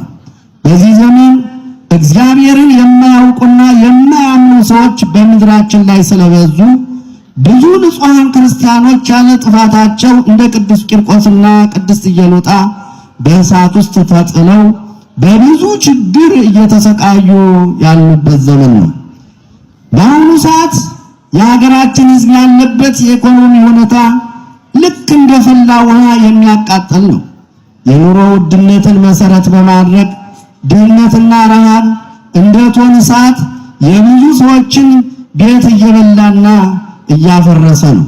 ፍትሃዊነት በጎደለው መልኩ ሀገሪቱ የጥቂት ሀብታሞች መኖሪያና የብዙ ድሃ ህዝቦች መሰቀያ መሆን የለባትም። በስልጣንና በገንዘብ በናወዙ ሰዎች ምክንያት በሚሊዮን የሚቆጠሩ ድሆች የዕለት ምግብ ማዘጋጀት አቅቷቸው በጭንቅ እሳት ውስጥ እየተቃጠሉ በመሆኑ ሰዎች አብዝተው ወደ እግዚአብሔር የሚመለሱበት ዘመን መሆን አለበት። ሙሉጌታ እንግዲህ ይሄ የኢትዮጵያ ህዝብ ላይ የደረሰው መከራና እየተጋፈጠ ያለው መጠነ ሰፊ የህልውና አደጋ እንደው በትንሹ ተጨልፎ ሲገለጽ ነው። ከዚህም በላይ ነው። ወደ ኋላ ላይም ከግብር ጋር የተያዘውን እናነሳለን። እስቲ ምን ማለት ይቻላል? ቀደም ሲል ያነሳናቸውን አንዳንድ አብነቶች በሲዳማና በኦሮሚያ ክልል ድንበር ላይ በዘይሴ አርባ ምንጭ አካባቢ፣ በጋምቤላ፣ በቤኒሻንጉል ጉሙዝ ክልል፣ አዲስ አበባ ዙሪያ በእገታ በተለያየ መልኩ ያለውን አጠቃላይ የደህንነት ችግር መጥቀስ ይቻላል። ኢትዮጵያ እንደተባለው እያበደች ናት፣ እየነደደች ናት። አብይ አህመድ ግን ወደ ብልጽግና እያመራን ከጫፉ ላይ ደርሰናል ነው የሚለው። ከዚህ ከኦሮሚያና ሲዳማ አካባቢ ያለውን መረጃ በግልጽ ማጋራት ያስፈልጋል። በዚህ በተቀሰቀሰው ግጭት ትምህርት ቤትና ሰብሎች ወድመዋል፣ ንጹሃኖች ተገድለዋል። ከፍተኛ የሆነ መከራና ግጭት እንዳለ ነው እየወጣ ያለው መረጃ የሚያሳየው። ባለፈው ሳምንት በኦሮሚያ ጊርጃ ወረዳ ጉቦ ሄማ ቀበሌና በምስራቅ ሲዳማ ዞን ጭሪ ቀበሌ መካከል ባገረሸው ግጭት የ10 ሰዎች ህይወት ሲያልፍ ከ15 በላይ የሚሆኑ ሰዎች ደግሞ መቁሰላቸው ነው የተሰማው። እንዲሁም በበርካታ ቀበሌዎች የሚኖሩ በሺዎች የሚቆጠሩ ነዋሪዎች ተፈናቅለዋል። በሁለቱም ወገን ያሉ አካባቢ ነዋሪዎች ይህን እውነት ይፋ አድርገዋል ለሚዲያዎች ማለት ነው። ነዋሪዎች ግጭት በአካባቢ ላይ የነበረው መረጋጋት በእጅጉ ማደፍረሱን ነው የተናገሩት። የምስራቅ ጉጂ ዞን የጊርጂ ወረዳ አካባቢም እንደዚሁ በአጠቃላይ በጉጂ በኩል ጊርጃ ወረዳ ወደ 12 የሚጠጉ ሰዎች ሲገደሉ ወደ 40 የሚጠጉት ደግሞ ቆስለው በአዶላ፣ ቦሬ፣ ኮየራ፣ ሻሸመኔ፣ ወላይታ ሶዶና አዲስ አበባ የሚገኙ የሕክምና ተቋማት በመታከም ላይ እንዳሉ ነው የተሰማ የሚገኘው።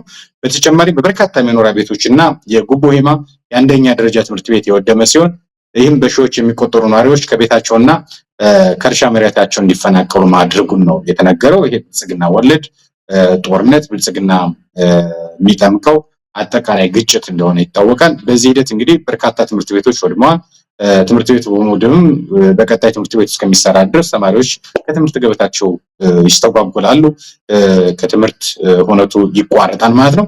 ከዛ በተጨማሪ ይሄ ቅድም አንተም እንዳስቀመጥከው አዲስ ግጭት አይደለም። በተደጋጋሚ ብልጽግና የሚያስነሳው ብልጽግና እንደፈለገ እዛ አካባቢ ላይ ያለው ማህበረሰብ አዲስ ነገር አይደለም አይደል? የኢትዮጵያ ሕዝብ ተከባብሮ የሚኖር ሕዝብ እንደሆነ ይታወቃልና ነገር ግን የክልል መሪዎች አንደኛው እያስታጠቁ የሚያገዳድሩበት ሁኔታ እንዳለ ነው የሚታወቀው። በዚህ በተለይ በጊርጃ ወረዳም እንዲሁም ደግሞ በጭሬ ቀበሌ የሚነሳ እንጂ ከዚህ በፊት በወንዶ ገነትም ጭምር ሲነሳ የነበረ ጉዳይ ነው። ይሄ አጠቃላይ ሽመልስ አብዲሳ እንዲሁም ደግሞ የሲዳማው ክልል ፕሬዚዳንትን ጭምር ተጠያቂ የሚያደርግ ጉዳይ እንደነበረ ይታወቃል። ነገር ግን ተከታታይ የሆኑ ጥቃቶች እንዳሉ ይታወቃል። ቅድም አንተም እንዳልከው ኢትዮጵያ እያበደች ነው። ኢትዮጵያ አጠቃላይ የጦርነት ቀጠና የሆነችበትን እውነት ማንሳት ይቻላል። በአርባ ምንጭ በተመሳሳይ በሌሎችም በተለይ ይፋ የማይወጡ ድምፅ የሌላቸው ግድያዎች አሉ። ለሚዲያዎች የማይደርሱ ሚዲያዎች ትኩረት የማይሰጧቸው በተለይ እኛም እንደ ሚዲያ እዚህ አማራ ክልል ላይ ያለው ጦርነት ላይ ብቻ ትኩረት ስለምናደርግ እንጂ ሌሎች ቦታዎች ላይ ከፍተኛ የሆነ በደል ግፍ እንደሚፈጸም ማስታወስ ያስፈልጋል። ብፁዕ አቡነ ዮሴፍ ማመስገን ያስፈልጋል። በተለይ የኢትዮጵያ ኦርቶዶክስ ተዋሕዶ ቤተክርስቲያን የሃይማኖት አባቶች ለምንድን ነው ዝም የሚሉት? እየደረሰ ያለው በደል እየሆነ ያለው ነገር በጣም የሚያስከፋ ነው እያን እኛም በተደጋጋሚ ስንናገር የነበር ነው። ሐምሌ 19 ቀን 2018 ዓ.ም በየዓመቱ ሐዋሳ ቅዱስ ገብርኤል ቤተክርስቲያን ዓመታዊ በዓል እንደሚከበር ይታወቃል። እዚህ ላይ በመገኘት በጽሁፍ ዝም ብለው ይመጣላቸው አይደለም፣ በጽሁፍ የተከተበ በታሪክ የጨካኝ ገዢዎችን ተግባር በተግባር ያረጋገጠ በደል እየተፈጸመ እንደሆነ በኢትዮጵያ አጋልጠዋል። በነገራችን ላይ ይሄ በጣም የሚያስመሰግን ነው። ያውም ደግሞ ኢትዮጵያ ውስጥ ያውም ደግሞ አብይ አህመድ የሚባል ጨካኝና ጭራቅ መሪ ባለበት ራሳቸውን የሚመጣው ይምጣ ብለው ብፁዕ አቡነ ዮሴፍ ይሄን ስለተናገሩልን ከልብ ማመስገን እፈልጋለሁ። የእውነት እንደዚህ አይነት አባቶችን ያብዛልን ማለት እወዳለሁ። ምክንያቱም እንደዚህ አይነት የሚናገሩ አባቶች በመጥፋታቸው አቤት የሚሉ አባቶች በመጥፋታቸው ትናንት ጀግናው አቡነ ጴጥሮስ እያልን የምንናገረው ዝም ብለን አይደለም። የጣሊያን አገዛዝ ህዝባችሁን አስተምሩ ለኔ እንዲገብሩ አድርጉ ብለው ሲናገሩ አይሆንም በማለታቸው በመድፍ ተደብድበው መገደላቸውን ሐውልት ድረስ የሚቆምላቸው ዛሬም በጨካኞች አገዛዝ ፊት እንደዚህ የሚናገሩ የሃይማኖት አባቶች በመኖራቸው ምክንያቱም በርካታ የሃይማኖት አባቶች ለአገዛዙ አድረው አገዛዙን የሚናገሩትን ጭምር እያስወገዙ አገዛዙን እያደረገ ያለውን ጥፋት ትክክል አይደለም ብለው የሚሞግቱት ወደ ሀገር እንዲገቡ በማድረግ በርካታ ዓመታት እንዲፈረድባቸው በማስደረግ ረገድ ብፁዕ የሚባሉ ልክ በተመሳሳይ እንደና ዮሴፍ ማዕረግ ያላቸው ለአገዛዙ ያደሩ ለተሰጣቸው ሃይማኖታዊ ኃላፊነት ያልበቁ ባሉበት እነ ብፁዕ አቡነ ዮሴፍ ግን በታሪክ የጨካኞችን ገዢ ተግባር በተግባር የተረጋገጠ በደል በኢትዮጵያ እየተፈጸመ ነው። አሁናዊ ወቅታዊ ሁኔታ ይሄን ይመስላል ብለው የተናገሩት የኢትዮጵያ ወቅታዊ ሁኔታ ይሄን ይመስላል። ረሃብና ፍርሃት የነገሰበት መፈናቀል የነገሰበት ሰው ጠል መሪዎች በመንገሳቸው ነው ይሄውን እንግዲህ እግዚአብሔር የማያውቁ በሚል ነው እሳቸው ያስቀመጡት። ነገር ግን እግዚአብሔርን የሚያውቅ ሰውን ያከብር ነበር። በተጨባጭ የምናየው ሰው ጠል ይሆን አጠቃላይ ከራሱ ውጭ መስማት የማይፈልግ በራሱ ኢጎ የተከበበ አገዛዝ በመንገሱ ብቻ ምክንያት የሁሉ በደልና ግፍ እየተፈጸመ እንደሆነ በግልጽ አስቀምጠዋል። ሌላኛው ያነሱት ኢኮኖሚውን በተመለከተ ብለው አስተዋል። ኢኮኖሚውን በተመለከተ የኑሮ ውድነት፣ ድህነት፣ ረሃብ እንደ ቶን እሳት እያቃጠለን ነው ያሉት። የቶን እሳት ሁሉም ሰው ያውቃል፣ እንደሚነበልብ ያውቃል፣ እንደሚያቃጥል ያውቃል። በዛ ልክ ነው የገለጹት።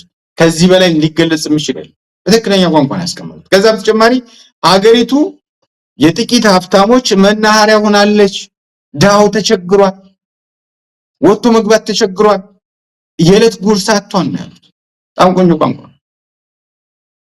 በጣም የሚገርም የጥቂት ሀብታሞች የተባሉት እነዚህ ዩኒፎርም ለባሽ ካድሬዎች፣ የብልጽግና ጀነራሎች እንዲሁም ደግሞ የብልጽግና አመራሮች አጠቃላይ እንዲሁም ደግሞ ለአገዛዙ ታጋዥ እና አጋዥ የሆኑ ባለሀብቶች መናኸሪያ ሆናለች። አገዛዙ ይሞግታሉ የሚባሉ ባለሀብቶች ገንዘባቸው እየተቀሙ ወደ እስር ቤት እየታጎሩ ነው። ሀገር እንዲለቁ እየተደረገ ይሆነ ያለው ይሄ እና ምጨምረው የለኝም እሳቸው በጥሩ ቋንቋ ገልጸውታል እንደዚህ አይነት የሃይማኖት አባቶች ግን መበራከት አለባቸው ከፍርሃት ቆፈን መውጣት መቻል አለባቸው የተሰጣቸውን ኃላፊነት የሰማይ ቤት ኃላፊነትም የምድር ኃላፊነትም ዜጎችን የመጠበቅ በነገራችን ላይ ከተኩላዎች በጎችን የመጠበቅ ሌላ ነገር አይደለም ኃላፊነታቸው ተኩላው ማን ነው አብያም በጉ ማን ነው ህዝባችን ስለዚህ የተሰጣቸውን ኃላፊነት ታግባው የሚወጡ ልክ እንደ አቡነ ዮሴፍ አይነት አባቶች እንደ ብፁዕ አቡነ ሉቃስ አይነት አባቶች እንደ ብፁዕ አቡነ ባለፈው ያቀረብካቸው አባት አይነቶች በሰፊው ሚዲያው ላይ ትኩረት ሊሰጣቸው ይገባል እየሆነ ያለውን ነገር ህዝባቸውን ያስተምሩ ይገባል ህዝባቸውን ሊያነቁ ይገባል ሙሉጌታ አልፎ አልፎ እንዲህ አይነት አባቶች አሉ ሌሎች የሉም ማለት አይደለም እንደዚሁ ለበጎቻቸው እስከ ሞት ድረስ መስዋዕትነት የሚከፍሉ በታሪክም የምናቃቸው ብዙ አባቶች አሉ ነገር ግን በተቋም ደረጃ ቢሆን ይሄ ድምጽ በደንብ ጠንክሮና ውጤት ሊያመጣ የሚችለው የኢትዮጵያ ኦርቶዶክስ ተዋሕዶ ቤተክርስቲያን አባቶች በጋራ አንድ አይነት አቋም ይዘው ሌላ ምንም አይደለም የፖለቲካ ጥያቄ አይደለም እኮ ይሄ ሰዎች አይገደሉ ነው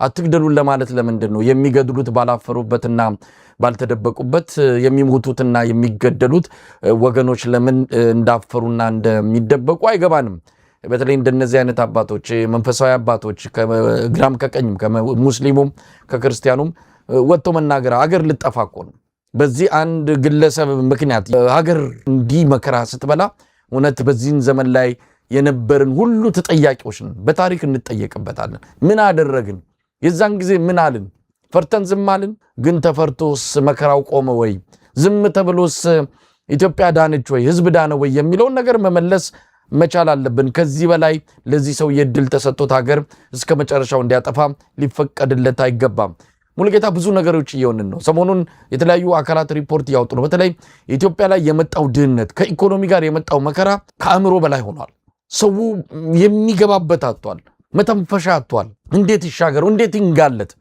ኑሮ ቋጥኝ ሆኖበታል በየጊዜው እየወጡ ነው በተለይ ይሄ የግብሩ ጉዳይ ሊገለጽ የሚችል አይደለም አሁን ደግሞ የመንግስት የፌደራል መንግስቱ መንገዶች ላይ የሚያሽከርክሩ ተሽከርካሪዎች ግብር እንዲከፍሉ ከፍተኛ ግብር እንዲከፍሉ ሊደረግ እንደሆነ ሰምተናል በጣም አስቂ ነው የግብሩ ብዛት የታክሱ ብዛት ሰው ሊቋቋሙ አልቻለም ብዙ ነገሮችን እየሰማን ነው ሰው ባገኘው አጋጣሚ መናገሩን አልተወም ፍራቱን እየተገላገለ እያሰማ ይገኛል እስቲ አንዳንዶቹን እንስማቸው ይሄ የሚናገሩትን ነገር እኛ የምናነሳውን የሚደግፍ የምንለው ነገር ከመሬት ተነስተን ሳይሆን እዛ ህዝቡ ጋር መሬት ላይ ያለው እውነታ መሆኑን ለማሳየትም በሚገባ የሚረዳ ነው እንስማቸው እስቲ ታክሲ ስራ ላይ ተገቢ የሆነ ክፍያ እንኳን እየተከፈለን አይደለም እንደው ሰራን ተብሎ ገንዘቡ ቢመጣ እንኳን መልሶ ቤተሰብ ለማስተዳደር የሚወጣ ገንዘብ ነው ግን ኢትስ ኦኬ በአገሪቷ ህግ መሰረት ግብር መክፈል ግዴታችን ነው ከሰራሁበት ነው ግን ግዴታዬ እንዴ ይሄን ያህል ሰርተሻል ተብሎ በግምት ሊጣልብኝ አይገባም አይደለ ቁርጥ ግብር ከሆነ በግምት ራሱን የቻለ ለብቻው ነው ይሄ ደግሞ በሰራነው ልክ ከተባለ በቃ በሰራኋት ልክ ነው እዛ ጋር በደረሰው መረጃ ልክ ነው አምና ደና ስለሰራው ብቻ ዘንድሮም እንደዛ ተሰራለች ተብሎ በግምት ሊጨመርብኝ አይገባም አጠቃላይ ግብር የሆነ ሰውን የሚያማርር ተስፋ የሚያስቆርጥ የሥራ ፍላጎትን የሚያጠፋ ምናምን ሳይሆን ነገ የተሻለ እንዲሰራ ሰው የሚያነቃቃ ምናምን ነው እንጂ በዚህ ልክ የሆነ ሞራል ሚነካ ምናምን መሆን የለበትም በእውነት ብር ቢኖር እንኳን ለምንድን ያልሰራውበትን ምከፍለው ሳልሰራ ያገኘሁት ገንዘብ እኮ የለም አዲስ አበባ ሲጋራ ጭሳችሁ ቁራጩን ከጣላችሁ 2500 ብር ያስቀጣል ብሎ መጣ አያችሁ ነሱ ዘረፋ ነው ደሃውን አስመረረው ከአዲስ አበባ ማባረር ነው እንጂኮ ብዙ ነገር ማድረግ ይችላል 2000 ብር ቁሬ ስትጤ የተገኘሽ 2000 ብር ትቆነደጃለሽ ብሎሻል አብቹ ገና ነገሩ እሺ ጥሩ ነው ብንልም ግን 2000 ብር አያችሁ አይኤምኤፍ አንገቱን ንቅ አርጎ ሲይዘው በተለያየ መንገድ ብር ከህዝቡ ላይ የሚወስድበት መንገድ ነው ለምን እዳው እዚህ ላይ ተቆልሏል አረ ብዙ ነው አንዷ ጸጉሯ እንዲየነሰነሰች ወጣ አስተናገረ አይጀ ሂማን ሄር ማስቀጥ ቢያስቀጣጡ በዩቲ ማዝሮ ማለት ንግድ ፍቃድ ያወጣው ነው መዳሪያ ለምን እኔ ሞቶ ምናምን ሺህ ብር ጌታ አምጥቼ ነው የምከፍለው ምናምን ሺህ ብር የለኝም ራሱ ጌታ አምጥቼ ነው የምከፍለው። ምንድነው በቃ መንግስት እግዚአብሔር ነው እኔ መንግስት እኔ ጠቅላላ ጌታ ነው ሺህ ብር ጌታ አምጥቼ ጌታ ነው ሺህ ብር የምከፍለው እኔ ጌታ አምጥቼ ነው ሺህ ብር የምከፍለው እኔ እኮ በዛው ነው በሀምሳ ብር እኔ ጌታ አምጥቼ ነው ሺህ የምከፍለው ያለን እንዴ ምን አይነት ህግ መጣ? እኛ ሳናቅ ሌላ ሀገር ሄደን እንዴ ቆኛ ሌላ ሀገር ሄደን እንዴ ኢትዮጵያ ውስጥ አይደል ያለው? እኔ እግዚአብሔር እንደዚህ ነው ይቻላልከም እኔ ንግድ ፍቃድ ያወጣው እኔ አንቀን ግሪን በሳ እኔ ምንድን ያጠፋሁት? እሺ የሰራሁት ልክፈል ግን ይሄ አይደለም መጣው ሳቡ ሙሉጌታ ምሬቱ ከባድ ነው። ከዚህ በፊትም ብዙ አሰምተናል። ብዙ እንደዚሁ ኢትዮጵያውያን ምሬታቸውን የገለጹበት በነገራችን ላይ ትንንሹ ብቻ ነው ትልልቁም ነጋዴ ባለሀብቱም ሄጃ አጥቷል። ወዴት ይሂድ ወዴት የሚገባበት ነው የጠፋው። በቅርቡ የተነጋገሩን የኃይሌን ገብረስላሴ የምታስታውሰው ነው። ኃይሌም ምሬት ላይ ነው ያለው። አንዳንድ ጊዜ ሰዎች ሄደው ውጪ ድረስ ሄደው ማጥናት መቻል አለባቸው። እኔ የፕሮፐርቲ ታክስ ጉዳይ አሁን ከተነሳ በጣም ብዙ ለሀገሪቷም የማይጠቅም ነገር ብዬ ነው የማስበው። ምክንያቱም እኔ በዝቶብኛል ፕሮፐርቲ ታክስ ከፍል የነበረው 20 ምናምን ሺህ 30 ምናምን ሺህ አሁን በሚሊዮን ደረጃ ስትጠየቅ በ2 በ3 ሚሊዮን ስትጠየቅ ወደምንት ምንድነው የሚያመጣው? አሁን እኔ ልሽጥም ብል ህንጻውን የሚገዛኝ የለም። ያም እንደኔው ችግር ውስጥ ሊገባ ነው። ልሽጥ ደግሞ ስትል ምንድነው ስም ማዛወሪያም ሌላ ሆኗል አሉ ታሪኩ። እና አሁን ብዙ አልሚዎች በአሁኑ ሰዓት ስታክ አድርገዋል ይመስለኛል፣ እየሸጡ አይደለም። ይሄ ነው ሙሉጌታ። እንግዲህ የኢትዮጵያ ህዝብ የመጣበት ብሔራዊ አደጋ ነው፣ ብሔራዊ ውርደት ነው። ይሄ ሁሉ እንግዲህ ቀደም ሲል በወጡት ዜናዎች ሰሞኑንም የዓለም ባንክ ያወጣውን ተመልክተዋል። አብይ አህመድ የወሰደው እርምጃ ድህነትን ያስፋፋው የበለጠ ኢትዮጵያን ከድጡ ወደ ማጡ ነው የወሰዳት። እሱ በኩራት የቤተመንግስት ዳቦ አይጠፋም፣ ቤተመንግስት አካባቢ የሚጎረብጥ ነገር የለም። የኢትዮጵያን ህዝብ እያቆረቆዘ ይገኛል። የግለሰብ ምሬቱ ከፍተኛ ነው። ይህን ለናሙና ያነሳ ነው እንጂ በማህበራዊ ሚዲያ ላይ የፈሰሰው የህዝብ ብሶት ቃላት ከሚገልጸው በላይ ነው። ሙሉጌታ ወጣቶች ናቸው አሁን እንግዲህ እያለቀሱ ያሉት። ወጣቶች ሚዲያ አክሰስ ስላላቸው እንደው ስሜታቸውን ለሌላው ህዝብ ለማጋራት ሙከራ ስለሚያደርጉ ነው። በርካታ ያልተሰማ በደል እንዳለ ታሳቢ ማድረግ ያስፈልጋል። አድማጭ ተመልካቾቻችን እነዚህ ሾልክ የወጡ የህዝብ ድምጾች ናቸው። እነዚህ ሾልክ የወጡ ፍርሃትን የተጋፈጡ የህዝብ ልጆች ናቸውና ማመስገን ያስፈልጋል። እዛው በጭካኙ አገዛዝ መካከል ሆነው ዘመኑ በፈነቀደላቸው የዜጋዊ ጋዜጠኝነት ሚና ድምጻቸውን ይፋ ያደረጉ ናቸው። በጣም የሚያሳዝነው አይተዋን ንግድ ፍቃድ ባላወጣስ ቢቀር ይሄ በጣም አደገኛ ነው። በነገራችን ላይ በቀጣይ ሰዎች የራሳቸውን ስራ እንዳይሰሩ ወደ ንግድ መግባት አደጋ መሆኑ እውነትም አደጋ ነው። በነገራችን ላይ አሁን ብልጽግና ባለበት ነባራዊ ሁኔታ ንግድ ፍቃድ ማውጣት በጣም አደገኛ ነገር ነው። በዚህ በፊት እኔም አዲስ አበባ በነበርኩበት ጊዜ ንግድ ፍቃድ አውጥቼ ከሚዲያ እና ኢቨንት አኳያ ለመስራት ሙከራ አድርገናል። ነገር ግን በከፍተኛ ሁኔታ ነው የሚያጨናንቁ። ስለምሰራው ነገር ምንም ነገር ሚና የሌላቸው ግለሰቦች ነገር ግን ግብር የሚቆሉ አካላት ናቸውና እንደውም አንዳንድ ጊዜ ስራ እንዳሰራጨም የሚያበረታቱ ኃይሎች ናቸው ብልጽግናዎችና እየሆነ ያለው ይሄ ነው። አጠቃላይ ስናየው ብልጽግና 1.5 ትሪሊዮን ብር ሰበስባለሁ ከግብር ብሏል። ዘረፋ ፈጽማለሁ እያለ ነው። በሌላ አነጋገር የሀገሪቱ በጀት ዓመታዊ በጀት 2.3 እንደሆነ ይታወቃል። ከዓመታዊ በጀት ያልተናነሰ ገንዘብ ለመሰብሰብ እንግዲህ በነገራችን ላይ በጣም የሚገርመው መሳይታት ከሆነ አንደኛው እህታችን ስትናገር አይኤምኤፍ ሲያስገድድህ አናት ላይ ሲወጣ እኛን ላይ አናታችን ላይ አትወጣል።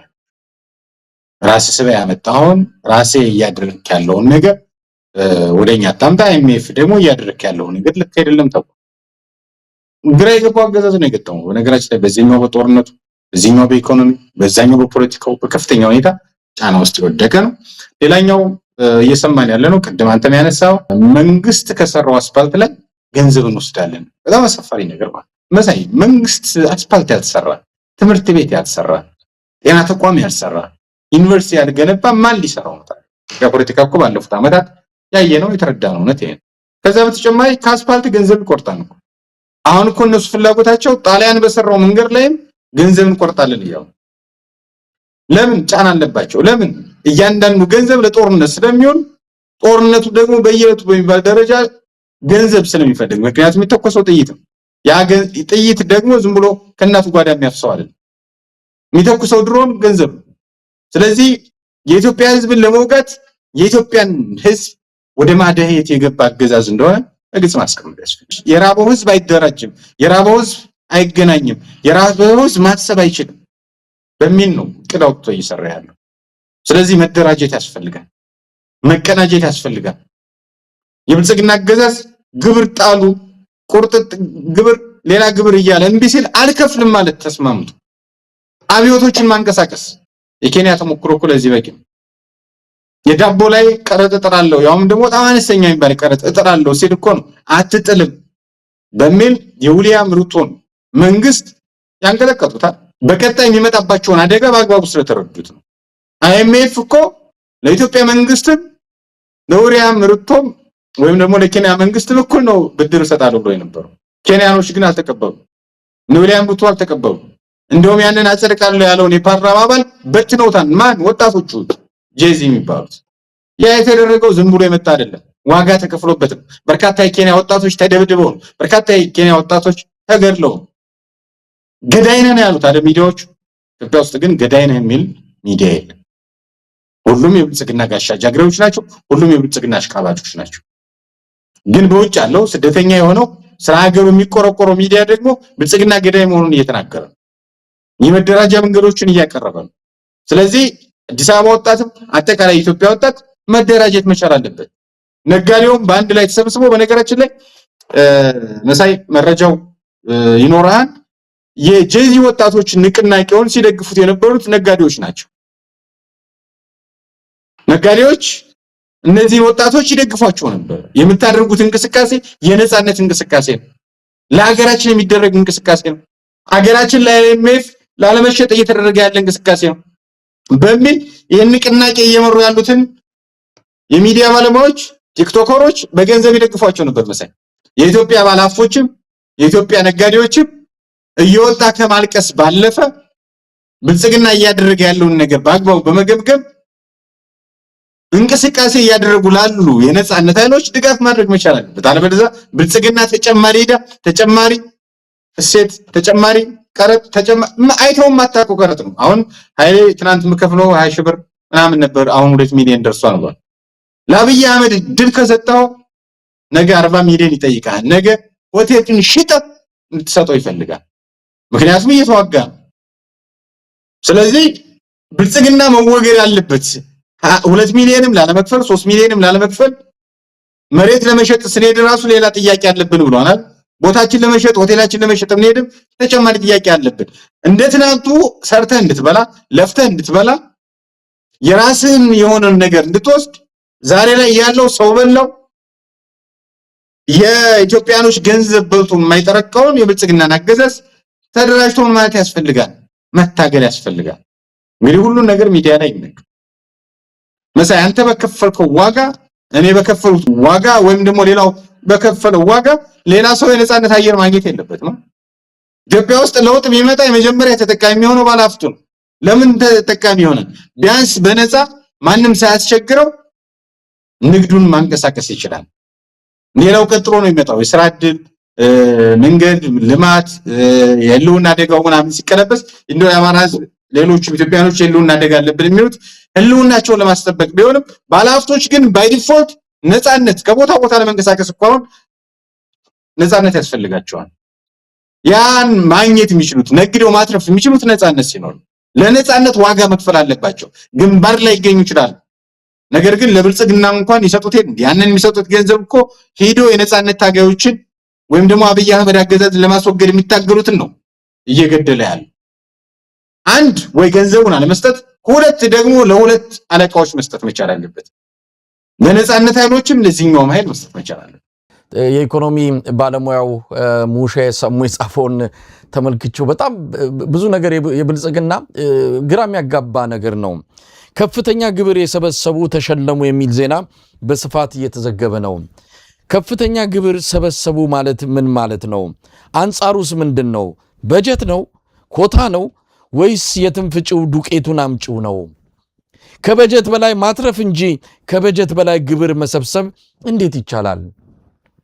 ይህ አዲስ ግኝት ነው ብሎ ይጠይቃል ሞሼ ሰሙ። የሚገርም ነው። ከበጀት በላይ ሰበሰበን እንደ ስኬት ነው። ነጋዴው ላይ ያለውን ጫና ነው። ነጋዴው በጣም ከፍተኛ ጫና ውስጥ በጣም ሰፋ ያለ ጽሁፍ ነው። በጥቅሉ በነሲብ በጅምላና በኮታ የሚጣል ግብር የነጋዴውን ማህበረሰብ አቅም በማሟጠጥና ኪሱን በማራቆት በሂደት ተያይዞ መውደቅ እንጂ ተያይዞ ማደግን አያመጣም። በነፃ ውድድር ገበያ የሚመራ ነገር ግን ነጋዴ የሌለበት ወይም ህገወጥነትና ጥገኛ ነጋዴ የተንሰራፋበት ሀገር መፍጠር ነው። እየሆነ ያለው ይሄ ነው። አቶ ሞሼ ሰሙ ጽሁፉን ምናልባት እናጋራዋለን፣ ልናቀርበውም እንችላለን። ነጋዴውን በግራም በቀኝም ኪሱን እያሟጠጥ ግብር የምትሰበስብ ከሆነ በጣም አስቸጋሪ ነው። ለማንኛውም ሰው ተማሯል። አሁን የሚወስደው እርምጃ ሀገር ጥሎ መውጣት ሆነ።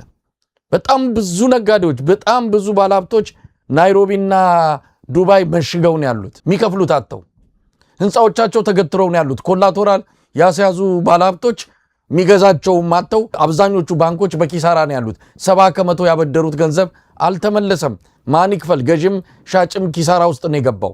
ኢትዮጵያ እኮ በኪነ ጥበቡ ካልሆነ በስተቀረ በሆነ ምታታዊ ኃይል ካልሆነ በስተቀረ ቆማ እንደ ሀገር መቀጠሏ በራሱ እጅግ አስገራሚ ነገር ነው። የኢትዮጵያ ህዝብ ምንድነው እያደረገ ያለው? ስደትም መርጧል። ይሄ የምታየው ቪዲዮ ኢትዮጵያውያን ናቸው። ኢትዮጵያዊነት እንደ ጨው ዘር ነው የተበተነው። ስደት ባህሩም የብሱም ሐሩሩም የሚመላው የኢትዮጵያን ወጣቶች ነው። በከፍተኛ ቁጥር እናቶች፣ ሴቶች፣ ወጣቶች ሀገር ጥለው እየተሰደዱ ነው። በጣም የሚዘገንን ብሔራዊ ውርደት ብለን ልንሰይመው የምንችለው ነገር ነው። ብዙ ወጣቶች ሰምታችኋል። እንሰደድ ወይ ወዴት ብርር ብለን እንሂድ እያሉ እየጠየቁ ነው ያሉት። እድል ዕጣ ፈንታቸው መሰደድ ነው።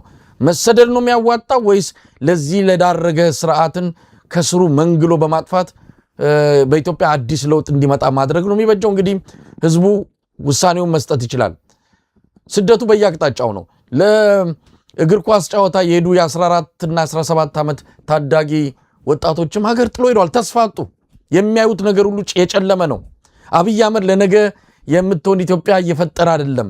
ይልቅስ ነገ የበለጠ የሚያስፈራ አብይ አህመድ ዛሬም ብቻ ሳይሆን ነገንም ጭምር ነው እያጨለመ ያለው። እነዚህ 14 እና 17 ዓመት ታዳጊ የኢትዮጵያ ብሔራዊ ቡድን እግር ኳስ ተጫዋቾች ናቸው። ስዊድን በሄዱበት በዛው ጠፍተዋል። ከሆቴላቸው ነው የጠፉት።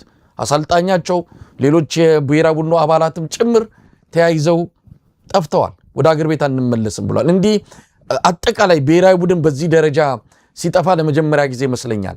ከዚህ በፊትም ብዙ ጊዜ የኢትዮጵያ ብሔራዊ ቡድን ተጫዋቾች በየትኛውም በሴቶችም በክለብም ደረጃ 3-4 ከቡድናቸው ተለይተው ሲሰወሩ ሲጠፉ እናውቃለን። እንዲህ ግን ሙሉ ቡድኑ በአንድ ጊዜ በወጣበት ሲቀር ይሄ ለመጀመሪያ ጊዜ ነው። ምንን ያመለክተናል? ይሄ እኮ ነው አብይ አህመድ ቁጭ ብሎ መፈተሽ ያለበት። ሰው ተስፋ አጥቷል። ወጣቱ በሀገሩ ተስፋ ማድረግ አልቻለም። ባገኘው አጋጣሚ እየተሰደደ ነው። በወጣበት በዚያው መመለስ አልፈልግም ብሎ እየቀረ ነው። እንግዲህ ጥያቄው አሁን ለኢትዮጵያ ህዝብ ይመጣል። ታዲያ ምን ይደረግ? ስደት አማራጭ ነው? አንድ ታሪክ ላንሳ። የዛሬ 3 ዓመት እኔም ስሰደድ ወደ 250 የሚጠጉ ወጣቶች ጋር ነው አብረን የተሰደድ ነውና ድንበር ላይ ያገኘኋቸው ማለት ነው። እና አብዛኛዎቹ ወደ አውሮፓ፣ አብዛኛዎቹ ወደ ደቡብ አፍሪካ ወደ ተለያየ ነው የሚሰደዱት። እና ምን ያህል ገንዘብ ከፍላችሁ ነው የምትሰደዱት የሚል ጥያቄ አንስቼ ነበርና አንዳንዶች 3 ሚሊዮን አሁን ከቅርብ ጊዜ በኋላ እስከ 5 ሚሊዮን ብር ደርሷል። ለምንድን ነው ሀገር ቤት መስራት የማትችሉት የሚል ጥያቄ አንስቼ ነበር። የዋህ ጥያቄ። ሀገር ቤት መስራት አንችልም። ከፍተኛ የሆነ ግብር፣ ከፍተኛ የሆነ ጫና ነው ያለው። ንብረታችን እየሸጥን ነው እየተሰደድን ያለ ነው የሚል ምላሽ ነው የተሰጡኝ። አጋጣሚ ሆኖ መንገድ ላይ እየተጓዝን እያለ ወደ 60 የሚጠጋ አንድ ፒካፕ ላይ ነው የተጫኑት። መኪናው ተገለበጠ። 2 ልጆች ሞቱ። እዛው አሸዋ ላይ ተቀበሩ። ምንም ማድረግ አይቻልም። ማንም ሊመልሳቸው አይችልም። ማንም ሬሳ ደግሞ ይዞ ሊሄድ አይችልም። እዛ ከራቅን በኋላ እነዛ ልጆች እዛ ይሞቱ ይቀበሩ የሚታወቅ ነገር የለም። ለማን? ለቤተሰብ። እኛ ግን ቀብረን መሄዳችን አስታውሳለሁ። እና በተመሳሳይ በእንደዚህ አይነት መልኩ በርካታ ሀብትና ንብረት ሽጠው ወደ ተለያዩ ሀገራት እየተሰደዱ ነው። በሊቢያ የሚገጥማቸውን አሰቃቂ ወንጀልና በደል የምናስታውሰው ነው። እና በእንደዚህ አይነት ሁኔታ ሀገሪቱ ሰዎች ተሰዳጅ እንዲሆኑ፣ ሀገራቸው እንዲጠሉ፣ ወጣቶች የመውጫ መንገዱ በየት ነው የሚል ጥያቄ እንዲደረግ የስራና ክህሎት ሚኒስቴር ዘመናዊ ባርነት እያካሄደ እንደሆነ እናውቃለን። በሰፊው ወደ ቀን እንመጣበት እንችላለን። በተለይ አፄ ምኒልክና አባ ጅፋር ተጻጽፈው ያስቆሙትን ሙፈሪያት ካሚል ምን እያደረጉ እንዳለ ከዛ ባለፈ ግን ደግሞ በሌላ መንገድ ደግሞ በርካታ ወጣቶች ውሃ እየበላቸው መንገድ ላይ መኪና ተገልብጦ የት እንኳን እንደወደቁ ቤተሰቦቻቸው የማይረዱበት ሁኔታ እየተፈጠረ ያለበት ሁኔታ እንዳለ ግን ማስታወስ ያስፈልጋል። ይሄ ሁሉ እየተፈጠረ ያለው በብልጽግና አገዛዝ ነው። ይሄ ሁሉ እየሆነ ያለው በብልጽግና አገዛዝ ነው። ከዛ በፊት ስደት አልነበረም? ያው ስደት ነበረ፣ ነገር ግን እንደዚህ የከፋ አይደለም የሚል ምላሽ አለ። በጣም ከፍተኛ ቁጥር ነው። በአንድ ጊዜ 250 በየቀኑ በሚባል ደረጃ እኔ እንኳን በተጓዝኩበት በአንድ መስመር ማለት ነውና እንደዚህ አይነት በደሎች፣ ግፎች፣ ከፍተኛ እንግልት በነገራችን ላይ ኢትዮጵያዊነታቸውን እስከሚጠሉ ድረስ ከፍተኛ የሆነ በደል ግፍ ነው የሚፈጸምባቸውና ይሄ ሁሉ በደልና ግፍ የሚፈጸመው ግን አብይ አህመድ የሚባል አገዛዝ በኢትዮጵያ ነግሶ ስለ ኢኮኖሚ አያቅ ቅድም እንግዲህ ግልጽ አስቀምጦታል። ሙሸሰሙ አስቀምጦታል በተደጋጋሚ ነው። በተለይ የብልጽግና አገዛዝ እያደረገ ያለው የኢኮኖሚ እንቅስቃሴ ምን አይነት አደጋ ምን አይነት አረንቋ ውስጥ እንደሆነ ተጨባጭ ከሚጽፉ ግንባር ቀደም ምሁራኖች መካከል የፍርሃት ቆፈናቸውን ጥለው ለህዝባቸው እየተሟገቱ ካሉ ምሁራኖች መካከል አንደኛው ሙሸሰሙ ነው። እንደዚሁ ማመስገን ፈልጋለሁ። እሱንም በግልጽ አስቀምጦታል እና የኢትዮጵያ ብሔራዊ ቡድን ታዳጊ ተስፋ የሚጣልባቸው ናቸው። ከዚህ በፊት እንግዲህ ሲሞገሱ የነበሩ ወጣቶች ናቸው። መሳይ እንደምናስታውሰው በተለያዩ መድረኮች በመገኘት በሚያደርጉት እንቅስቃሴ ኢትዮጵያ ፌዴሬሽንም ስፖርት ፌዴሬሽንም ጭምር ሲያመሰግናቸው የነበረው ወጣቶች ናቸው። ስዊድን ላይ ከተሰደዱ በኋላ አላቃቸውም በሚል ክዷል። በጣም የሚያስቅ ነው። የሄዱት ኢትዮጵያን ወክለው ነው። እዚህ ላይ በምስሉ እንደሚታዩት መጫወት ነው የሄዱት፣ ለመሰልጠን ነው የሄዱት። እንደዚህ አይነት እንቅስቃሴ እያደረጉ ያሉትን አሰልጣኙን ጨምሮ የጠፉበት ነው። ምክንያቱም ወደ ኢትዮጵያ መመለስ አደጋ ነው። ኢትዮጵያ ውስጥ መኖር አደጋ ነው። የኢኮኖሚ አደጋ አለው፣ የፖለቲካ አደጋ አለው፣ የመኖር አደጋ አለው። አጠቃላይ ጫና እንደሆነ ይታወቃሉ። ስለዚህ ኢትዮጵያ ውስጥ ሆነን የኳስ ኬረር ከሚኖረን ህልማችን ከምናሳካ ይልቅ በውጭ ካገኘን የኳስ ነገር ካልሆነ ግን ለቤተሰቦቻችን ብንቆይ ይሻላል በሚል የተሰደዱበት ነው። የትኛውም ኢትዮጵያዊ በነገራችን ላይ የመውጫ መንገድ አግኝቶ ከኢትዮጵያ ደንበር ከወጣ አይመለስም። አሁን ባለበት ነባራዊ ወጣቶች በዚህ ልክ እንዲሰደዱ እያደረገ ያለው አብይ አህመድ ነው። አብይ አህመድን አፋጥኖ አካልቦ በሚባል ደረጃ ማስወገድ የኢትዮጵያኖች ግዴታ እንደሆነ ማስታወስ ያስፈልጋል። ለዚህ ደግሞ የመጀመሪያው ስራ መደራጀት ነው።